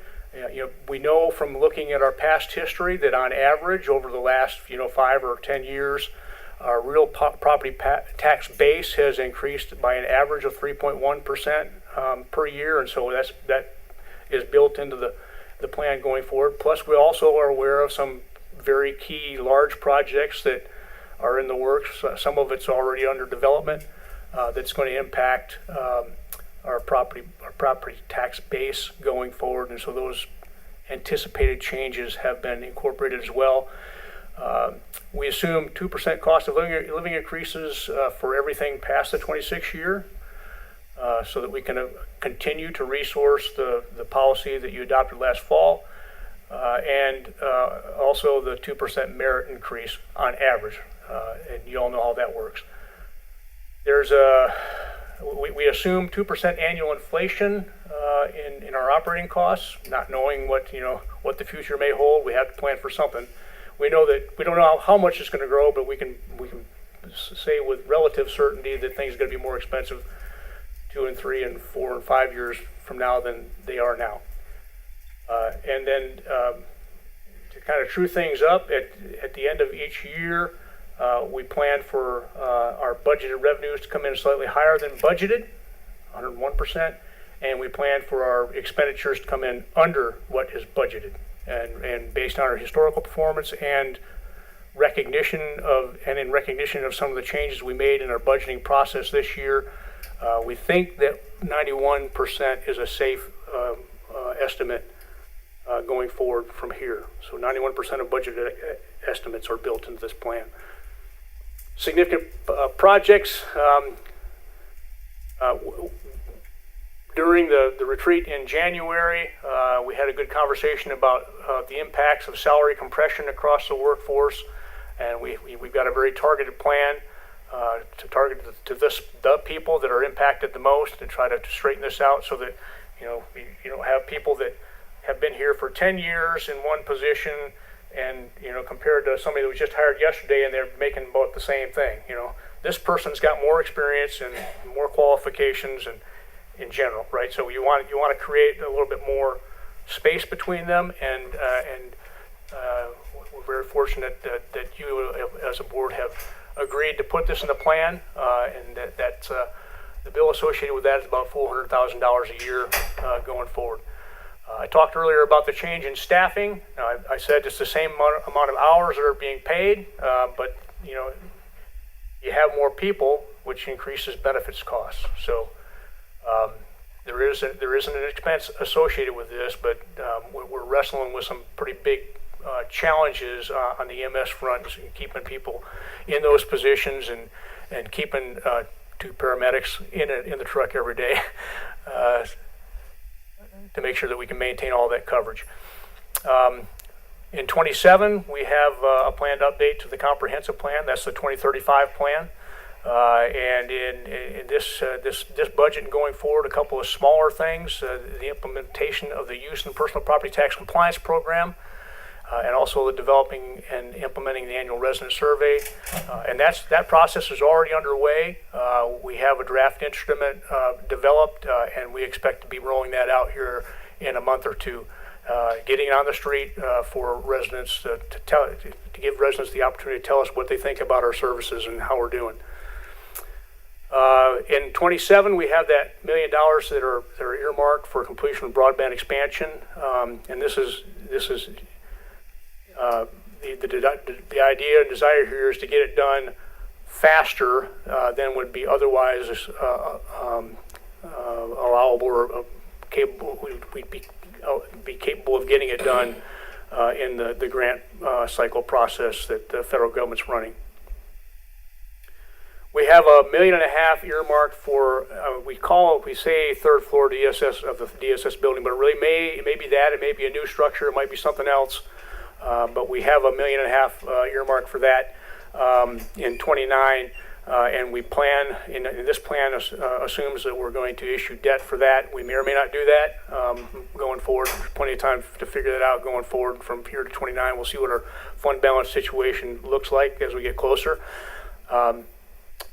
We expect that structure to cost more than that, but we also expect that the state, because it's to the extent that this is to serve DSS needs, they'll pick up a piece of that that bill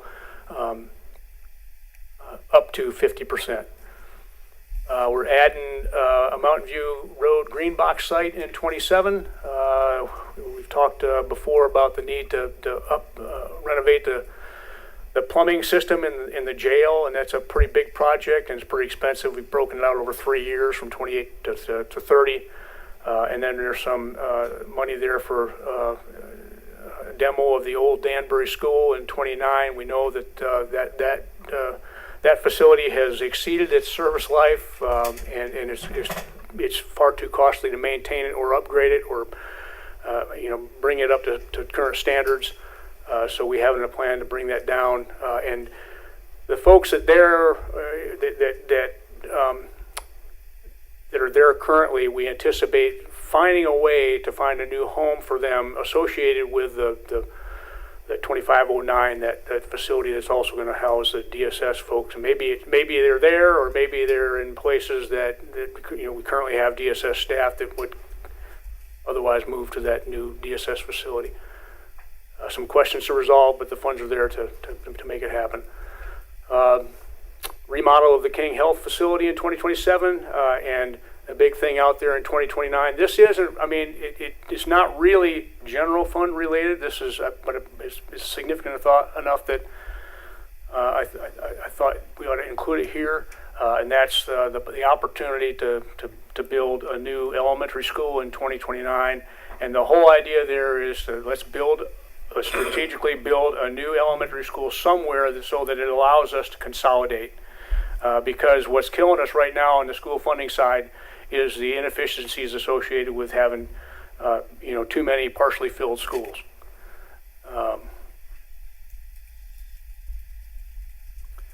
Staffing changes, I mentioned the 3 that we have in the plan for 26. There are also 2 in 27.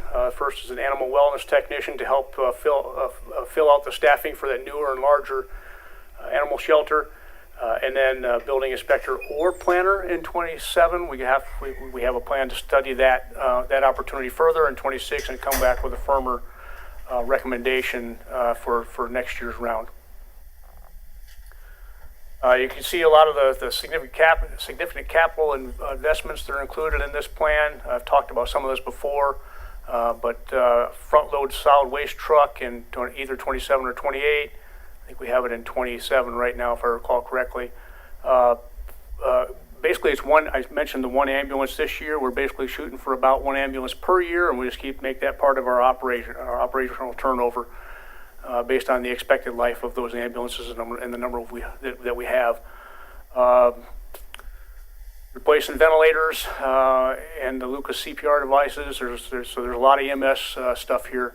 And then I mentioned before the building component replacement. You saw what piece of that was in the 26 budget. Over the 5-year horizon, we're looking at $2.1 million. I think $1 million. I think that number is correct. I hope I didn't forget to update that one.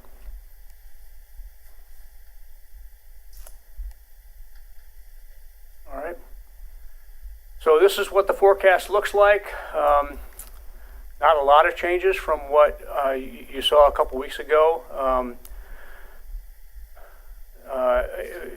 Obviously, the tax rate's a little bit different based on some refinement of how we were accounting for some of the key operating expenses and other expenses at the bottom of the sheet there.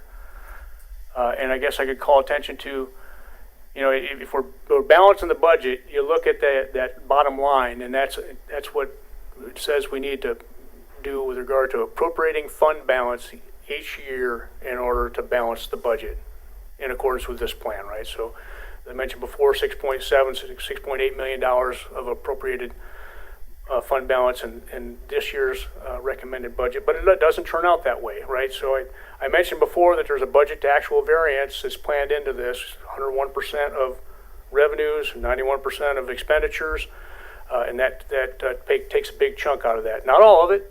So if you see, that top red box shows what the projected annual end of year fund balance change would be.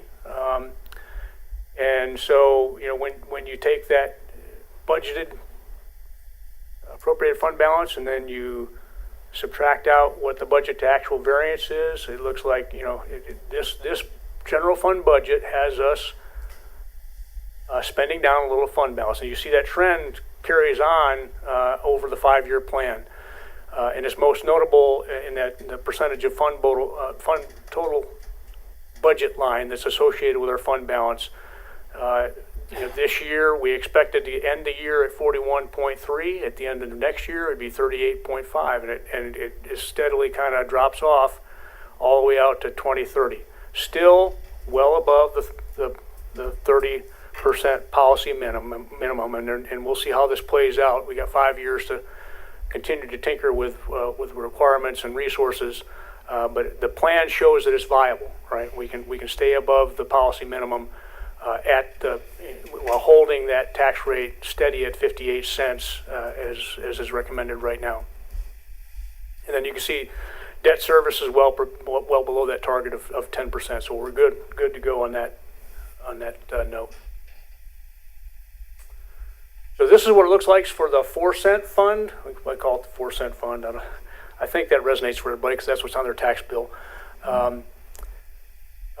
You all gave guidance to maintain that rate at 4% instead of correcting it for revaluation, and that is in anticipation for these coming needs to start to replace schools and consolidate schools. So we're replacing schools so that we can consolidate schools. Most notably our elementary schools right now in the near term or nearer term. And as you know, I've told you before, we have this idea of building a roughly $50 million school in 2029. We do it with debt.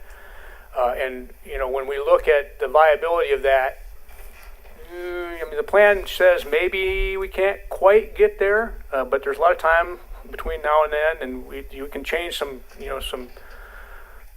things between now and then to get there. Maybe right now, in accordance with this plan and in accordance with the assumptions about the debt that are built into this, term and interest rate, 45 might be, feasible. I think certainly 40 is. And if there's an opportunity to get grant funding, if our school system can go after another grant opportunity to help bridge this gap, then we can do it. We certainly could do it, and maybe could do it sooner. And that would be a great outcome. We could also extend the term. This is a 20-year loan is factored into this. If we strung out the term, we could, maybe milk a little bit more out of the capacity there. And if we're lucky and the interest rates turn out to be more favorable then than we expect them to be right now, then we could certainly do a little bit more as well. Going back to the scope funding, as I said, this is how it looks over the life of that fund, and the red boxes correspond to the 5-year plan. So, to the far left of that, you see the $600,000 in revenue at the top of the slide that I mentioned before. That's for this year. We aren't going to see $600,000 in any year going forward. It goes down to 370 in 27, 28. It goes back up to 530 in 29, 30, and then it tails off, right? And as I mentioned before, if we just do nothing more than we're currently resourcing with our opioid settlement funds, we're going to go negative in the last year. So I think we need to have that conversation about where we're going before we start adding other requirements. I'm almost done. So key upcoming dates, we have our scheduled half-day budget work sessions on May 22nd and 23rd. We have the public hearing on the budget scheduled for 27th. There's going to be a special meeting, all right? So it's going to be at 5:30 that day. We did that for the public because that meeting is otherwise going to be a 2 o'clock in the afternoon meeting. We want to make sure that we're accessible to the public for this public hearing. So there actually will be 2 meetings that day. You'll have the 2 o'clock regular meeting. And then we'll take a break and we'll come back and do a public hearing at 5:30. And then if everything goes well, we'll have all this stuff ironed out, and you can adopt a budget and an operating plan on June 9th. Questions? Any questions? I had a comment. Overall, I appreciate the time, effort. It's a good presentation. It's good seeing actual projections, not just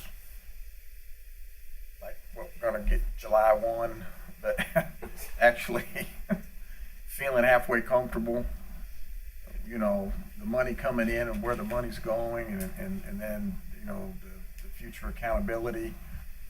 But I also want to mention, I really appreciate the organizational chart that was put together.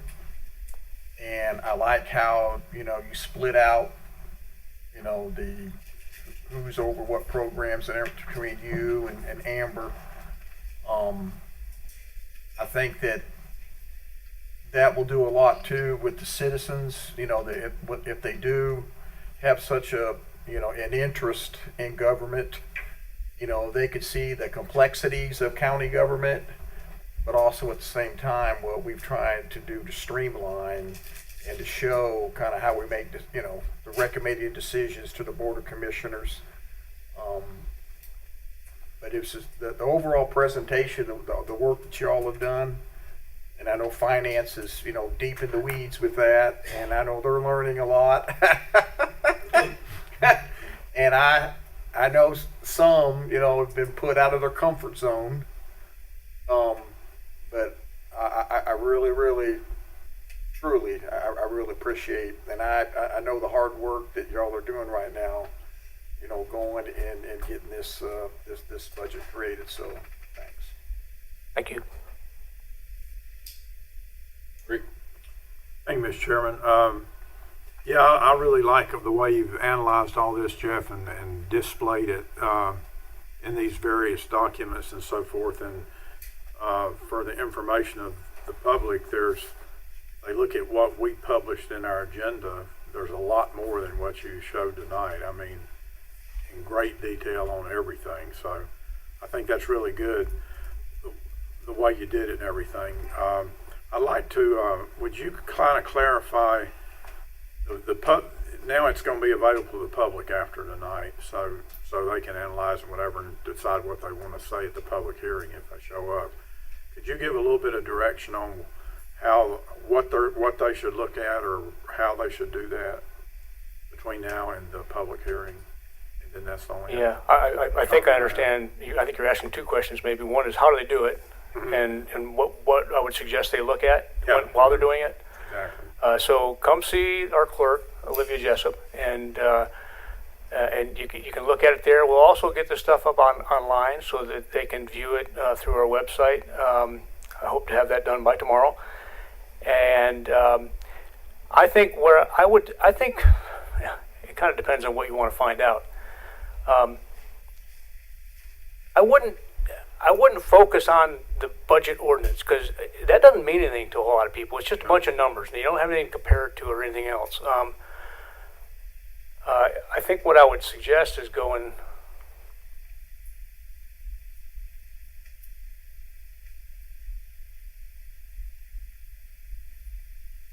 Bear with me.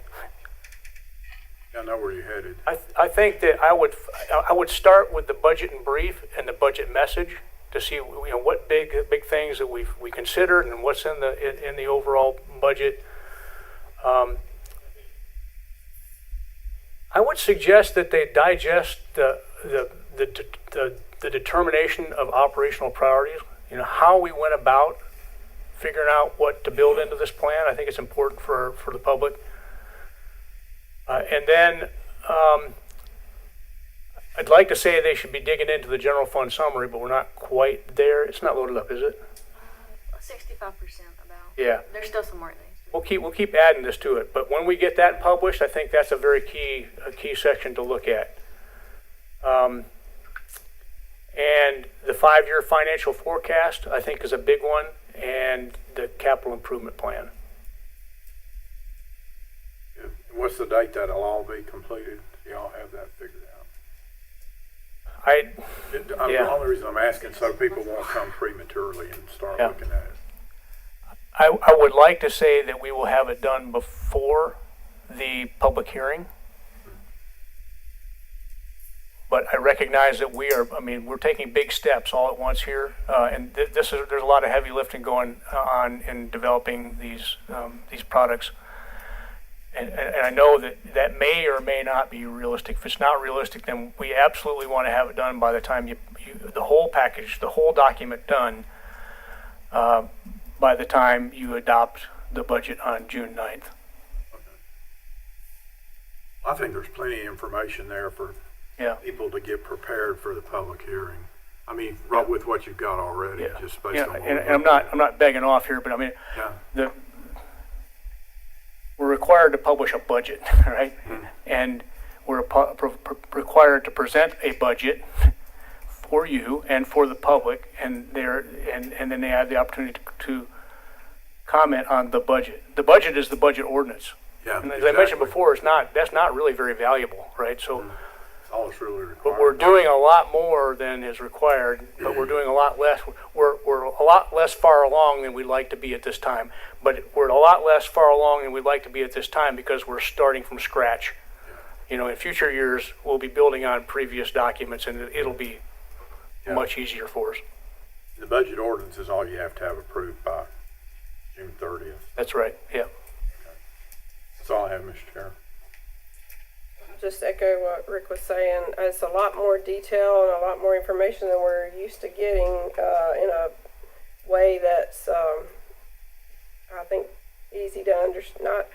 Not exactly easy to understand, but it's very good the way you laid it out. I think I'm really pleased with all of that and the hard work. I know it had to be a lot of extra work for everybody in finance and for yourself, and I'm sure Amber to put this together. And like you say, in coming years it'll be easier to add on to this once you are not creating something from scratch. But I'm really pleased with the presentation and how it looks and all the 5-year financial forecast stuff you're putting in there to help us down the road. And I think it's good information and more information than we're used to getting. So.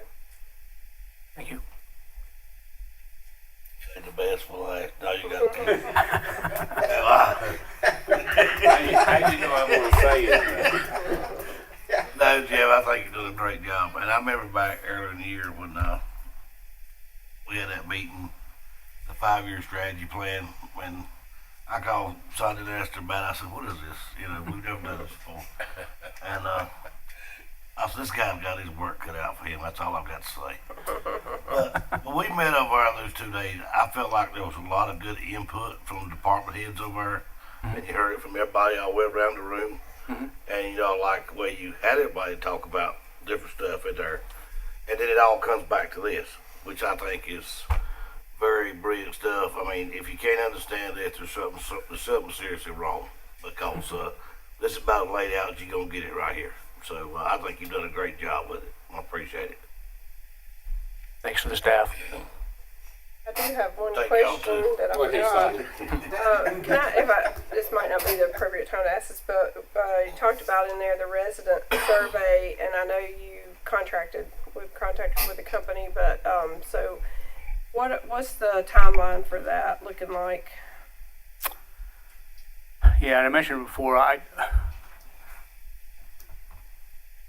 have the actual information in my office. I don't remember it precisely, but my recollection was we were shooting to get the surveys sent out to the public by sometime in June, and we were shooting to get the results by the 1st of September. And that'll be something that we got Terry from the newspaper here that we can hopefully do like a small article or something about that when they get ready to go out, so people know to be on the lookout, that it's legit, that it's us that are seeking that information, not a scam. Yeah. So, you know, that hopefully we can get some really good feedback. There will be a letter from me in each one of those surveys. That's good. To help them understand that it's legit. Okay. Sounds good. Excited about that. Very well done.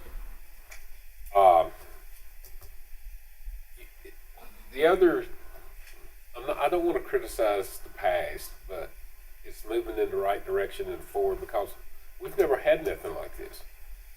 And I'm amazed at what y'all, I didn't Amber, I apologize if I insulted you the other day when I said you look tired. Was. Job to make her tired. But you can look like I'm still blown away at what some of the items for to make this county function cost. Like $400,000 for ambulance. What the new garbage truck? What was that, Amber? I can't remember. It was in last year's budget. $400,000. Oh yeah, it was huge money too, and this stuff adds up, and I don't think it's on there unless you got one for I think there was another one budgeted for a couple years, yeah. Yeah. And I think it's in the plan. It's just, but it didn't make that slide for some reason. and I love old buildings. I live in an old building, but we're to the point. Yeah. These old buildings, we got to do something. Mm-hmm. And I'll leave that to y'all to do because I probably won't be around. Yeah. But good job. Very impressive. Yeah, this is basically our baseline. You're building the baseline, always takes longer to do that. Yeah. Then we'll just be adjusting off the baseline going forward, so Yeah. that should work really well. And I think our finance staff can probably appreciate that more than others. I know it's been a struggle. What does he want us to do? But very well done. We appreciate it. Okay. Yeah, I appreciate the feedback, and I guess we can move on to, there we go. Action agenda. First item, Stokes Agent Planning Committee appointment, and we just polled the board, and we're nominating, is it Tanya Gardner? Tanya Gardner. You nominated her last meeting, so you just have to poll Okay. the board. Gardner. Okay, B is proclamation recognizing Older Americans Month. So since I'm young, somebody else can read that. I'll read I it. need a motion for approval. All right. Whereas May is Older Americans Month, a time for us to recognize and honor Stokes County's older adults and their immense influence on every facet of American society. And whereas Stokes County is committed to helping all individuals live longer, healthier lives in the communities of their choice for as long as possible. And whereas since 1965, the Older Americans Act has provided services that help older adults remain healthy and independent by complementing existing medical and healthcare systems, helping prevent hospital readmissions, and supporting some of life's most basic functions such as bathing or preparing meals. And whereas these programs also support family caregivers, address issues of exploitation, neglect, and abuse of older adults. And whereas Stokes County can work to build an even better community for our older residents by not limiting our thinking about aging, exploring and combating stereotypes, emphasizing the many positive aspects of aging, inspiring older adults to push past traditional boundaries, and embracing our community's diversity. Now, therefore, we as Stokes County Board of Commissioners do proclaim May of 2025 the Older Americans Month, and this year's theme is Flip the Script on Aging, focusing on the importance of combating ageism to transform how society perceives, talks about, and approaches aging by challenging stereotypes and highlighting the benefits of healthy aging. We urge every Stokes County resident to join us in celebrating our older citizens and recognizing the significant contributions made by Stokes County. So I'll make a motion we approve this item, the Is that correct? proclamation. Okay. A second? Second. All in favor? Aye. All right, next is proclamation recognizing Foster Care Month. You got that in hand? Would you read it for us? Whereas children are key to our community's future success, prosperity, and quality of life, and whereas children have a right to thrive, learn, and grow in a safe and loving environment, And whereas foster parents provide the love, safety, and stability that children need in order to overcome past traumatic experiences in order to reach their full potential. And whereas Stokes County foster parents are caring for and nurturing 19 children and youth in foster care today, with the remaining 116 children and youth being cared for in foster homes, group homes, and kinship/family homes throughout the state. And whereas we must come together as a community to recognize the important role foster parents play in caring for children who have experienced abuse and neglect, supporting family reunification, and building strong communities. And whereas there is a desperate need for more foster parents in order to ensure children, especially older youth, children with complex needs, and siblings, have a safe, stable home in their community. And whereas there are numerous individuals, nonprofit organizations, and public servants who are dedicated to raising awareness about the needs of children and youth in foster care, and whereas through partnerships with families, child welfare staff, and public and private agencies, there is a collaborative effort to ensure that children are supported and successful. Now therefore, we, the Stokes County Board of Commissioners, do hereby proclaim May 2025 as Foster Care Month in Stokes County, and urge all citizens to recognize this month by dedicating ourselves to the task of improving the quality of life for all children and families. Hear a motion to approve? Motion to approve. A second? Second. All in favor? Aye. All right, the next one is proclamation recognizing EMS week. Since you've done such a good job. Well, you don't get to talk much. Better read a little bit. Whereas the Stokes County Emergency Medical Services is a vital public service, and whereas the members of the emergency medical services teams are ready to provide life-saving care to those in need 24 hours a day, 7 days a week, and whereas access to quality emergency care dramatically improves the survival and recovery rate to those who experience sudden illness or injury, and whereas emergency medical services has grown to fill in a gap by providing important out-of-hospital care, including preventative medicine, follow-up care, and access to telemedicine. And whereas the emergency medical services system consists of first responders, emergency medical technicians, paramedics, emergency medical dispatchers, firefighters, police officers, educators, administrators, pre-hospital nurses, emergency physicians, trained members of the public, and other out-of-hospital medical care providers. And whereas the members of the emergency medical services teams, whether career or volunteer, engage in thousands of hours of specialized training and continuing education to enhance their life-saving skills.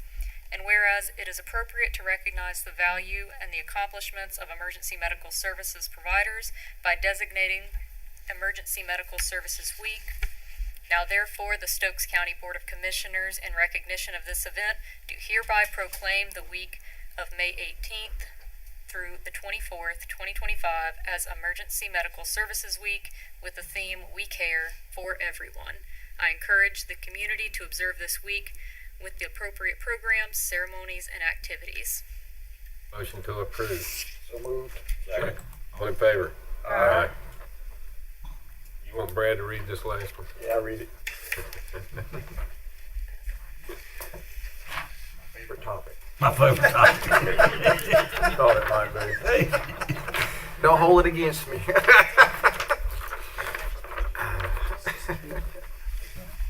National Police Week is May 11th through the 17th in 2025. Here's the proclamation.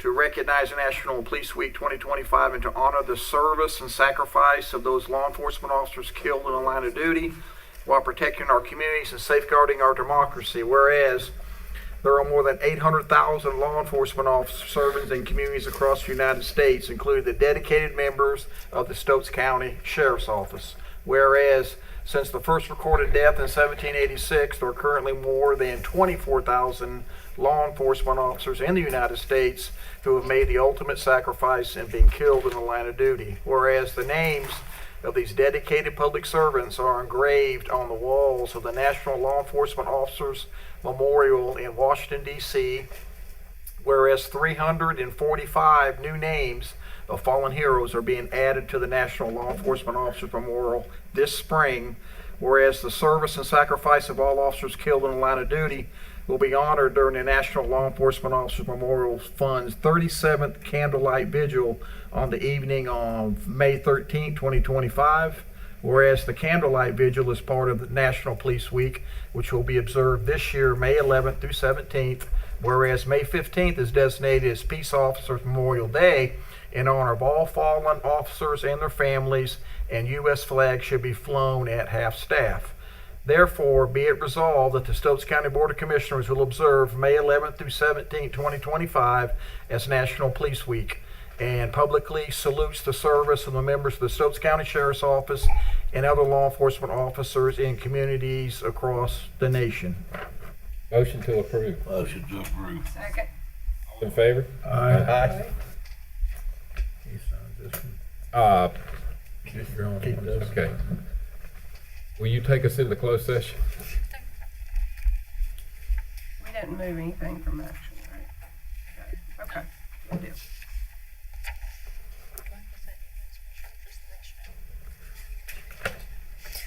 To consult with an attorney employed or retained by the public body in order to preserve the attorney-client privilege between the attorney and the public body, which privilege is hereby acknowledged pursuant to General Statute 143-318.11A3. Motion to go in closed? Motion.